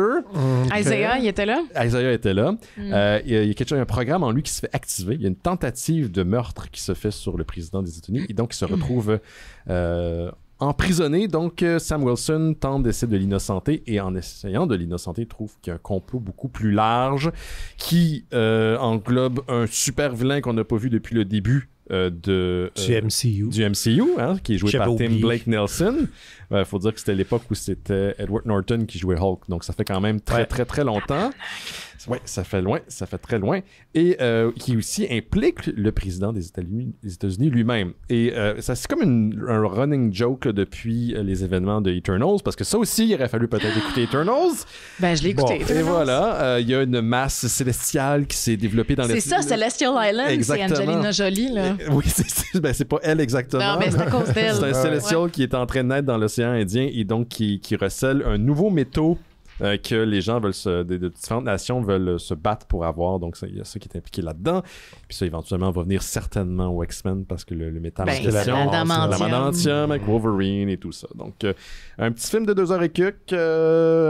Voilà. Puis on va faire le tour rapidement, savoir si vous avez apprécié le film. Puis après, on va aller plus dans le détail. Puis comme Val, tu t'es prêté à la dernière minute au jeu, je vais te demander de commencer. Est-ce que tu as aimé Captain America Brave New World?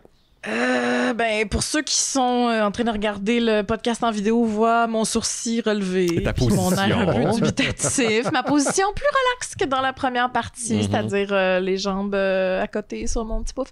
Écoutez, j'ai trouvé que c'était pas un super film.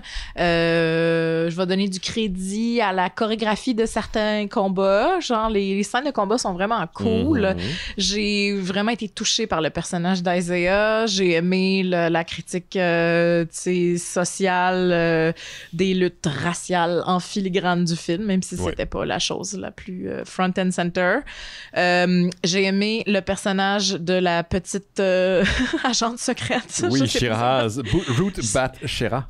Ruth est ruthless, je l'ai aimé, mais 5 pieds 2 de combat. 5 pieds 2 de fureur, genre, puis de genre pas le temps de niaiser, ça j'ai vraiment aimé ça, mais autrement c'est ça, c'est très parcellaire, mon appréciation c'est des tableaux, des instants puis des personnages, tu sais, parce qu'overall ce film-là est un peu risible en fait. J'ai envie de dire. Moi, vous m'avez perdu avec... La sauce, elle est étendue pas mal, disons. Oui. Mais j'aime la façon que tu le formules, le truc de tableau. T'apprécies des moments. Il y a des moments, le fun. Il y a des moments, le fun, très entertainé, mais tu sais, j'ai pas été renversée. Je trouvais que ça faisait... runner-up un peu, genre, tu sais, puis c'est drôle parce qu'il souligne à un certain moment dans le film, il parle du fait que, tu sais, Sam Wilson n'est pas Steve Rogers and will never be, tu sais, ça feel comme le prix de consolation. OK. Ouais, puis je pense que pour plusieurs fans du MCU, les films qui suivent la dernière phase qui a été marquée par Avengers Endgame le ressentent comme ça aussi.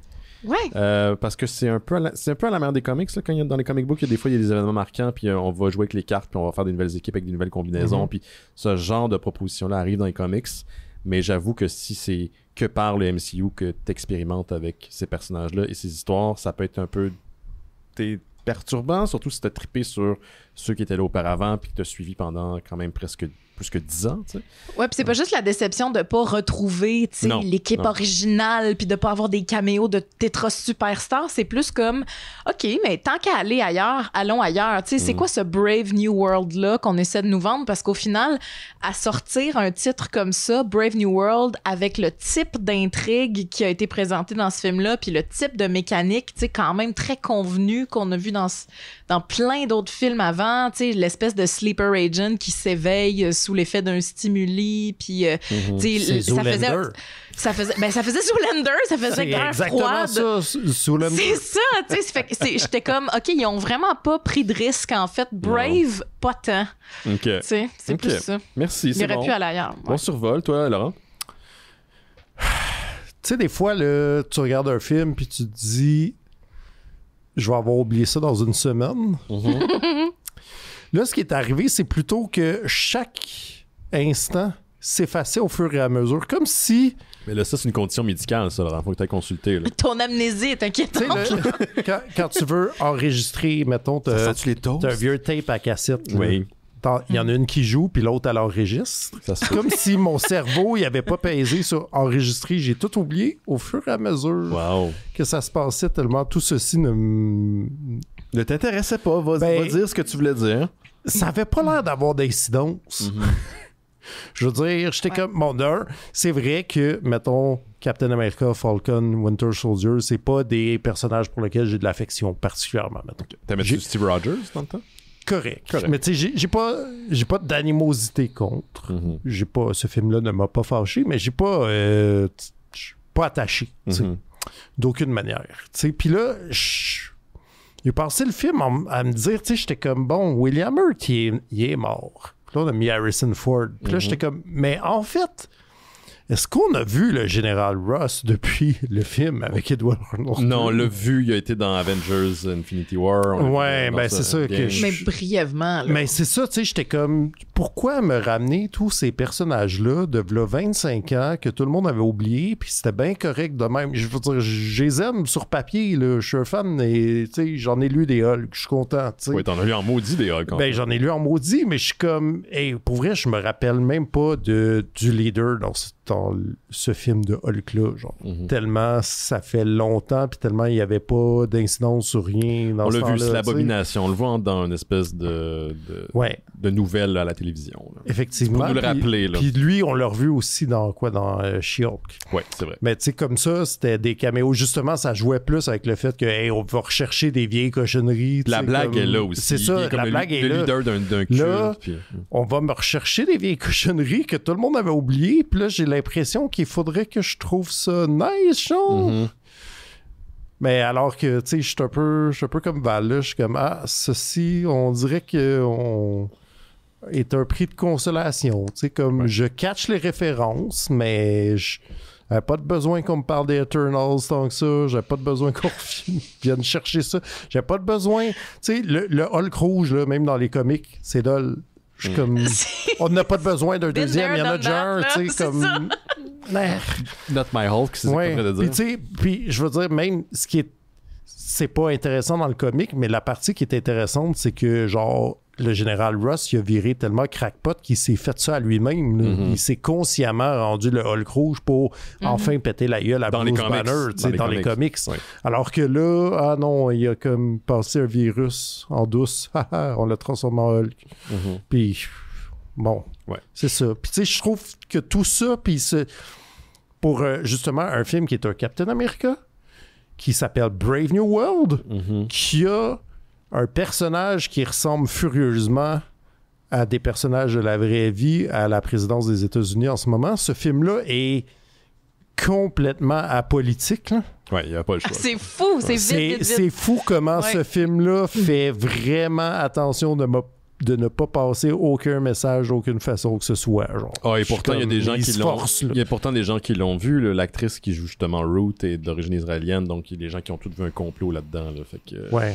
Ben, ces gens-là, ils savent pas combien de temps ça prend de tourner un film, parce qu'ils étaient là bien avant. Oui, je sais, on est d'accord. Bon, il y a un parti pris idéologique très puissant au cœur de ce film-là, c'est la glorification du militaire. Là. Ça, c'est front and center. Puis, tu sais, autant Captain America, quand c'était Steve Rogers, on pouvait... Moi, en tout cas, j'accueillais vraiment mieux cette espèce de Il était divisé de l'espèce d'arme étatique, tu veux dire? Non, mais ben oui, déjà, c'était comme une espèce de libre penseur, mais c'était un goody two shoes en même temps. Fait que, tu sais, le bien se rangeait souvent du côté du gouvernement. Mais plus, je pouvais apprécier cette espèce de figure-là parce que, tu sais, il y a une certaine naïveté puis une candeur dans l'ancien Captain America parce qu'il provient d'une époque qu'on peut regarder avec une certaine distance historique, un certain, tu sais, lot d'empathie historique. Fait que, tu sais, c'était comme, c'est drôle, tu sais, ces belles valeurs-là, là, de yes, soldier! Tu sais, c'était comme camper dans une époque sur laquelle on peut avoir un regard plus tendre, tandis que là, aujourd'hui, Sam, tu sais, c'est un GI qui est un excellent combattant, puis c'est pour ça qu'on y a conféré ces armes-là, puis ce pouvoir-là, puis ce qu'on met de l'avant, puis ce qu'on glorifie, c'est ça, c'est genre les opérations militaires, puis la figure du héros solo qui a comme des super pouvoirs, puis qui va sauver la diplomatie mondiale, qui va single-handedly arrêter la guerre. Je l'ai vu un peu à la manière... C'est la même technique que 24. 24, je sais pas, il y a combien de saisons où est-ce que Jack Bauer, finalement, qui travaille au début pour le gouvernement, se retrouve à être contre la loi parce que la loi n'a pas eu le temps. On n'a pas le temps de réfléchir. Non, mais attends. Non, pas le temps. Là, il devient comme le rogue agent qui doit trouver la façon de déjouer le système tout en essayant de le servir. Puis clairement, c'est son rôle d'Anthony Mackie puis de Falcon dans ce film-là. Mais si aidé par la technologie. Oui, absolument. Qui est super puissante, c'est ça. Dans le fond, les valeurs politiques de ça, c'est la glorification du militarisme puis l'espèce d'optimisme technologique qui va triompher de tous les problèmes. Ouais, mais c'est dans les comics aussi. Là, la version de Marvel qu'on connaît dans les comics puis qui a été présentée sur les grands écrans depuis longtemps, c'est l'humanité, mais qu'un petit plus. Le petit plus où on a des hologrammes comme présentation. Puis on a une technologie auquel on n'a pas accès. Juste pour peut-être partager vraiment rapidement mon appréciation, là, un petit survol, j'étais pas sur le cul après avoir vu le film, mais je l'ai pas détesté non plus. En fait, c'est drôle parce qu'en l'écoutant, je me suis dit c'est un film qui, malgré tout, est facile à détester.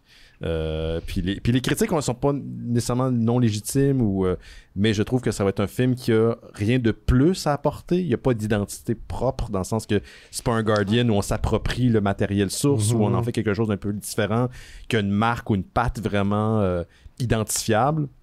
Donc parce qu'il est justement un genre de Thor Dark World, un genre de film très convenu, il va s'attirer toutes les fougues. Puis les foudres ou les foudres? Les foudres. Les foudres. Fougueusement, il va s'attirer toutes les foudres. Merci. Ça reste pas un film extraordinaire, mais je pense pas que c'est un film non plus qui est complètement dégueulasse, mais je pense que c'est un film qui se perd dans sa propre histoire, par contre. Où on a voulu faire quelque chose de beaucoup plus sérieux et complexe avec de l'espionnage puis des plans. Mais en fait, quand tu t'assois 2 secondes, tout ça ne fonctionne pas du tout. C'est simple, là. C'est simple. Exact. Mais c'est un Marvel. J'ai pas détesté, mais moi, je suis un gros fan d'Anthony Mackie. J'aime beaucoup le voir à l'écran. Je trouve J'adore cet acteur-là. C'est incroyable. Follement. Fait que je voulais pour lui un succès avec son nouvel Captain America, mais on dirait qu'il était condamné d'avance. Mais on dirait qu'ils savent pas quoi faire de ce personnage-là. Non. C'est un peu compliqué. Parce que justement, il n'y a pas la droiture et les idéaux qui viennent avec Steve Rogers, mettons. C'est comme s'il n'arrivait pas à le brander efficacement. Mais c'est dur parce que on va le dire, là, mais tu sais, puis je vais procéder avec beaucoup de prudence puis d'humilité, mais tu sais, je pense que le fait que c'est un homme noir qui parle à son homologue noir qui a vécu des choses terribles dans le passé puis qui continue à subir l'injustice comme systémique d'un homme noir aux États-Unis. Tu sais, ce dialogue-là, il aurait pu être tellement plus brave et fier puis porter quelque chose de vraiment plus fort que ce qui est pour l'instant projeté à l'écran, comme tu dis, Ben. Tu sais, c'est comme tout est un peu tiède puis prévisible, puis là il y aurait eu quelque chose de vraiment, tu sais, je reviens avec l'idée du courage, là, mais brave à mettre de l'avant, puis ils ont complètement raté ça parce qu'ils veulent pas prendre de risques, parce que comme on disait au départ, ben you gotta make money, faut pas trop que tu polarises puis tu aspires le politique de ça, tu sais. Mais pensez à Black Panther, tu sais, je veux dire, c'est dans cet univers-là, dans cette façon-là de raconter le récit, il y avait tellement d'intelligence, je trouve, puis de courage dans la façon de traiter des questions raciales. Tu sais, c'est une fiction, c'est romancé, tout ça, mais je trouvais qu'il y avait une finesse qui, là, est comme... Elle cogne même pas à la porte. Là, elle est pas là pendant tout. Non. Mais par contre, pour revenir sur ce que tu disais, je pense que c'est vrai, il y a quand même des character moments qui sont intéressants. Il y a personne qui est excessivement mauvais dans le film. Je trouve que tout le monde le monde fait sa part. Exactement. C'est juste que la sauce prend pas. Là. Exact. Puis j'aime beaucoup, par exemple, la relation des trois. Là, Isaiah, comment c'est quoi son nom du Falcon, le nouveau Falcon connu? Joaquin. Puis du personnage d'Anthony Mackie, de Sam Wilson. Les trois ensemble, surtout la scène de la limousine, j'ai trouvé excellente, qui me fait par contre penser à la même scène qu'il y a eu dans le film The Night Before avec Anthony Mackie, Seth Rogen puis Joseph Gordon-Levitt, où est-ce qu'ils sont dans une limousine puis ils ont à peu près le même genre d'échange. Je sais pas si c'était voulu ou conscient, mais surtout en le revoyant, mais c'est la même Christie. Wow! J'avais oublié ça. Sauf que Isaiah fait pas du moche avant de rentrer dans la maison. Oui, ben c'est ça. Personne vomit à la Ça aurait pu être drôle, ça, tu sais, dans le lot des expériences, parce que, tu sais, quand il entre dans le lair, là, tu sais, du méchant, puis là, il découvre que finalement, cette prison est un laboratoire. Puis là, je suis comme, OK, bon, MK Ultra. Tu sais, c'est ça, c'est toutes des affaires qu'on a déjà vues, qui ont déjà été déterrées puis mises en image. Puis j'étais comme, OK, mais ça aurait été cool si il profitait de ça pour dire, ils ont fait des, tu sais, y aller lean in, dans le fond, avec courage, puis dire que dans MK Ultra, ils ont fait énormément d'expériences sur les substances qui altéraient la conscience des soldats, là, tu sais. Fait que c'était pas juste genre, on t'envoie des rayons gamma pour te transformer en Hulk. C'est genre, on t'a atomisé, là, ta conscience puis ton ego existait plus parce qu'on te fidait du LSD en quantité industrielle. Je suis pas dans le secret des dieux, là, parce que je veux pas supposer, mais je sais qu'aux États-Unis, pour avoir la participation de l'armée, parce que habituellement, ce qu'on voit, c'est soit des vrais soldats ou du vrai l'équipement là, qui est banalisé. Ah ouais. Mais Dans les oui, films? Dans les Ouais. films, tu as la participation de l'armée. Parce que pour eux autres, c'est aussi une carte de visite pour recruter. C'est de la publicité. Et ils ont un regard habituellement sur leur scénario. Vous voulez un exemple parfait? Le premier Avengers, il y avait S.H.I.E.L.D. et il y avait l'organisation S.H.I.E.L.D. Et au départ, ils voulaient mettre l'armée beaucoup plus de l'avant. Et l'armée, en lisant, se sont dit... moi, c'est le feedback que j'ai eu jadis là, quand les films sont sortis. L'armée, tu te demandais, est-ce que c'est nous autres qui mènent ou c'est S.H.I.E.L.D.? Fait que devant cette ambiguïté, ils se sont retirés du projet. Ah ouais, ils Donc, veulent il y pas a cet jouer les impact-là. seconds couteaux. Exactement. Il y a des films qu'on a appréciés qui ont certainement été créés par comité. Et il y a certainement des films qu'on ça paraît plus que d'autres. Et ça, c'est peut-être un de ceux qui ça paraît plus. Parce que j'essaie de trouver l'âme ou la colle. Puis la colle, elle est un peu là dans les personnages, mais ça suffit pas, en fait, pour que ça lève. T'sais. Mais j'ai été quand même diverti. Peut-être un peu long à mon goût. Justement, devant cette vacuité, il aurait pu un peu enlever, pour que ça soit plus... qu'on aille au but, le principal. Là. Mais j'ai beaucoup aimé les scènes de combat. Mais quand tu reviens à dire c'est ça que j'ai aimé le plus... Puis tu sais, même à ça, c'est vrai que quoi, les scènes de combat ils étaient bonnes, mais ils étaient pas niveau Winter Soldier bonnes. Non. T'sais, ça c'est non, vrai. c'est Non, comme non, quand non, on non. se met à comparer, là, C'est vrai. puis c'est vrai que c'était la force du film, mais c'est pas... Si tu compares à d'autres films, c'est Non, pas... mais c'était pas si pire que ça. Non, c'était, je veux dire, c'était C'était- appréciable. C'est appréciable. Mais- Ouais. Moi, je trouve que la force du film, c'est Isaiah. Je trouve Oui. que c'est vraiment le cœur, tu sais, en tout cas, un peu d'honnêteté, là, c'est là. Elle se trouve là. Puis je l'ai trouvé vraiment touchant, cet acteur-là. Puis son histoire est terrible parce qu'elle rappelle au réel, tu sais. Ouais. Puis le 4 secondes où on voit Liv Tyler. Oui, c'est vrai. Ah, mon J'étais Dieu. comme- hein. Cette femme existe toujours et elle est renversante man. de beauté, genre still. Mais, Oh mais my c'est God. comme probablement un des plus récents crédits qu'elle a eu. Elle fait quoi maintenant, Liv Tyler? Elle vit sa best life. Mais tant man. mieux, je veux dire, après avoir Je sais pas ce affronté qu'elle les fait. Nazgûl pis tout, il faut qu'elle fasse sa best life, mais... Elle doit vivre de ses rentes du Seigneur des Anneaux. Là. Elle parle ah, elfique c'est dans ça. son grenier. Là. Ah C'est oui. comme... Ouais. T'as-tu des rentes quand t'es un acteur? Ben, oui, des dépendamment. redevances, là, Ça comment dépend de tes t'appelles ça, contrats, ouais. Ouais. Ouais. C'est des gens il y a des acteurs qui décident d'investir une partie de leur cachet dans le film, ce qui deviennent de eux des producteurs. Donc, à la fin, ils prennent un risque, mais aussi une des cotes des bénéfices. Donc, ça dépend des contrats. Ça dépend aussi quel genre de profil que tu as. Comment t'appelles ça, donc, la somme qui te revient? C'est une ristourne? Je pense que c'est une ristourne ou... Une ristourne, ok. Peut-être... c'est plate, Johan pourrait nous l'expliquer, là, mais ça dépend vraiment de tes contrats, ça dépend de ton profil. Ça dépend... Tu sais, c'est drôle, j'ai vu... c'est plate que t'étais pas là la semaine passée, Val, mais j'en parlerai là, brièvement, mais j'ai parlé du film... C'est plate que j'étais pas là? Non, mais... Pour parler, j'ai Invite-moi, parlé... Mais je t'avais invité, là. J'ai parlé du film I Saw the TV Glow, qui est je l'ai pas un vu, mais super c'est de sur bon ma liste. film Ouais. avec un sous-texte queer vraiment intéressant, mais que tu peux l'apprécier au premier niveau aussi si ça vous tente. Puis une des productrices du film, c'est Emma Stone, pardon. Ah ouais. Puis elle est dans les crédits. Donc elle a décidé de financer le film avec d'autres personnes. Puis à ce niveau-là, je sais pas si elle a une ristourne à la fin, mais elle a décidé d'investir une partie de son cachet. Il y a beaucoup d'acteurs qui, après un certain succès, peuvent mettre en place des maisons de production. Puis c'est Ouais. avec ça, avec qui les studios vont travailler pour... C'est à travers l'organe de leur maison de production Exactement. qui se mettent en jeu comme exactement. ça. L'actrice principale de Barbie, par exemple, maintenant, elle a sa propre maison de production. C'est elle qui va produire d'autres... Margot Robbie. Margot Robbie, merci, je cherchais son nom. Donc, c'est pas rare. Je pense qu'Anthony Mackie est d'ailleurs un des producteurs sur le projet. Et le film n'a pas remporté énormément de succès à sa sortie en salle. Ça l'a mis un petit peu à fusil. Est-ce que c'est parce qu'il a perdu de l'argent ou parce qu'il pensait que le film méritait plus? Je sais pas. Des fois, les deux sont liés. Ouais, c'est peut-être l'avenir de son... Ben, en de son essayant personnage, d'évaluer ouais, là, c'est ça. Exact. Ouais. En essayant de ménager la chèvre et le chou, de pas provoquer personne, ils se sont probablement aliénés aussi de tous les publics qui auraient pu avoir une adhésion extrêmement forte ou émotionnelle au film. Tu sais, parce que là, vu que c'est tiède, C'est mid. c'est mid. Ah mon Dieu, hey, ok, est-ce qu'on est alpha?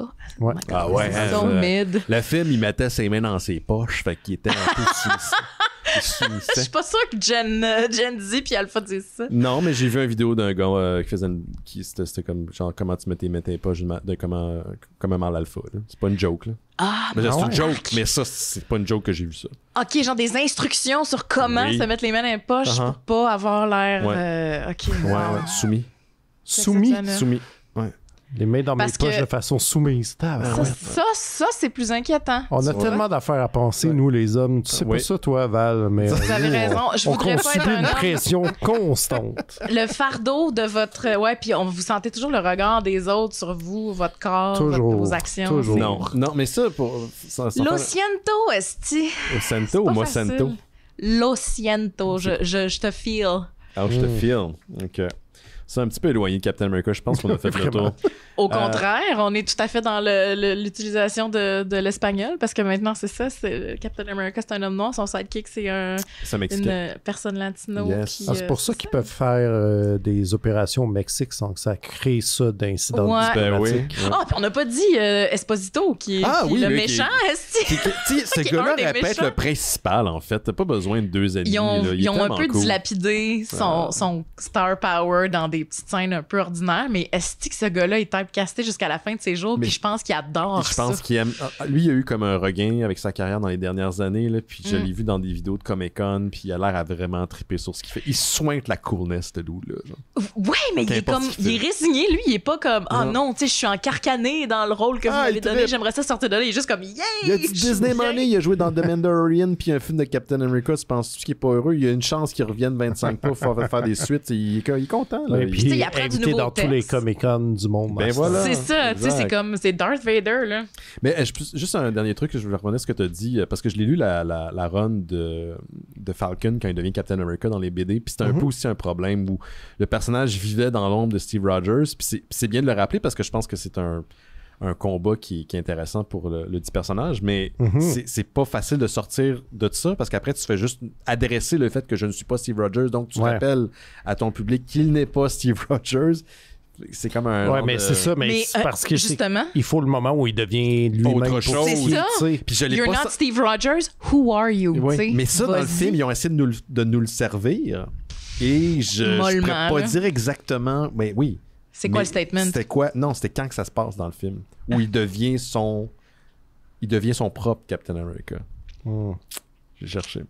Mais je trouve que là, on est négatif. Moi, j'ai quand même eu du fun en tant que Marvel Geek Boy. Mhm. Mais c'est pas le film qui va faire que vous êtes. Si vous êtes déçu des derniers films de Marvels, je pense pas que c'est celui qui va vous convaincre. Puis mais C'était moi, quoi c'est l'autre? ça, je dis ça, mais je me suis pas, tu sais, j'ai pas haï ça. Non plus, Je trouve pas que c'est de la J'ai eu du vidange, fun. je trouve juste que c'est mou. c'est un peu mou. C'est très mou, mais c'était meilleur que le Ant-Man avec la guêpe, là. Tout le monde le déteste, ça. Là. Moi, je l'aime full. Fuck, Je man, l'aime tellement, sérieux? ce film-là, ouais. Je l'ai. Ça, c'était vraiment un car crash, là. Je l'ai tellement aimé, ce Avec film. Michel Pfeiffer. Ah non, Ah c'était ouais, pas man. bon. Ah, non. ouais? Ah ouais, non. Ah, j'ai pas C'est aimé. pas celui Mais moi, qui je suis un me grand fan de revient, Paul Rudd. Tu peux mettre Ouais. du Paul Rudd sur mes toasts, moi, je suis tout content. Là. Tu peux. Ouais. OK. D'accord. On a fait le tour. Yeah. Merci, Ben oui, Val. je pense que oui. Oui, oui. Merci, Steve. Qui est Merci, assis- Steve. Merci, Steve, qui est couché où était l'horloge tantôt. Donc, c'est Oh, ça qu'il voulait c'est faire. parce Hein. qu'il voulait la D'être plaque. Donnez-moi proche de mon toi. spot. C'est ça. Regardez comment il est beau. Ouais, c'est un chat, là. Ouais, Ben oui, mais c'est parce qu'il y a des gros pouces. Ouais. Mais ça, Oh. tu sais que parce qu'il est consanguin. Hein. Ben oui, en fait, ces chats-là, c'est pas nécessairement de la consanguinité, c'est un trait génétique, ça s'appelle les chats d'Hemingway. Mhm. Une des personnes, pour vrai, une des seules personnes, en fait, Ah, il y a excuse-moi. un être humain J'ai- responsable de ce trait C'est génétique-là. Hemingway? C'est Ernest Hemingway, puis dans sa maison, qui est désormais un musée, là, Ouais. elle est habitée par genre 80 chats qui ont des pouces comme ça. Il les faisait se reproduire parce que ces chats-là qui viennent à l'origine de l'Europe étaient les chats qu'ils prenaient puis qu'ils mettaient sur les bateaux pour les traversées transatlantiques parce que c'est réputé pour être les meilleurs chasseurs. Ouais. Fait qu'ils contrôlaient la population de rats sur les bateaux. Puis quand ils ont commencé à arriver en Amérique, ils ont juste comme lâché. OK, la traversée finie, va-t'en. Mhm. Puis Ernest Hemingway, en beau macho qui était, il était comme « Ah, ces chats-là, c'est l'archétype Ils de la sont mâles. masculinité. Ils ont l'air des boxeurs. » Ouais. Fait que là, il aimait beaucoup ces chats-là. Fait que là, il les a fait se reproduire. Wow. Puis sa maison, musée, est habitée par genre 80 chats polydactyles Je aujourd'hui. pensais que tu allais nous raconter la peu connue nouvelle de Ernest Hemingway où il a couché avec un chat lors d'une traversée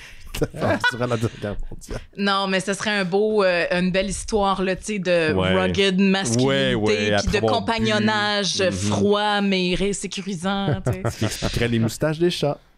Voilà, mais les pouces de boxeur, c'est pour vrai, Ernest Hemingway est réputé pour être celui qui a comme maintenu ce trait génétique-là en vie, puis c'est pour ça qu'il existe. Bon, on apprend tous les Lui, il jours. devait Steve pas... Rogers. Steve Rogers. Il devait pas mettre ses mains dans ses poches de façon Non, soumise. mais non, vraiment pas. Ernest Hemingway, fuck non, man.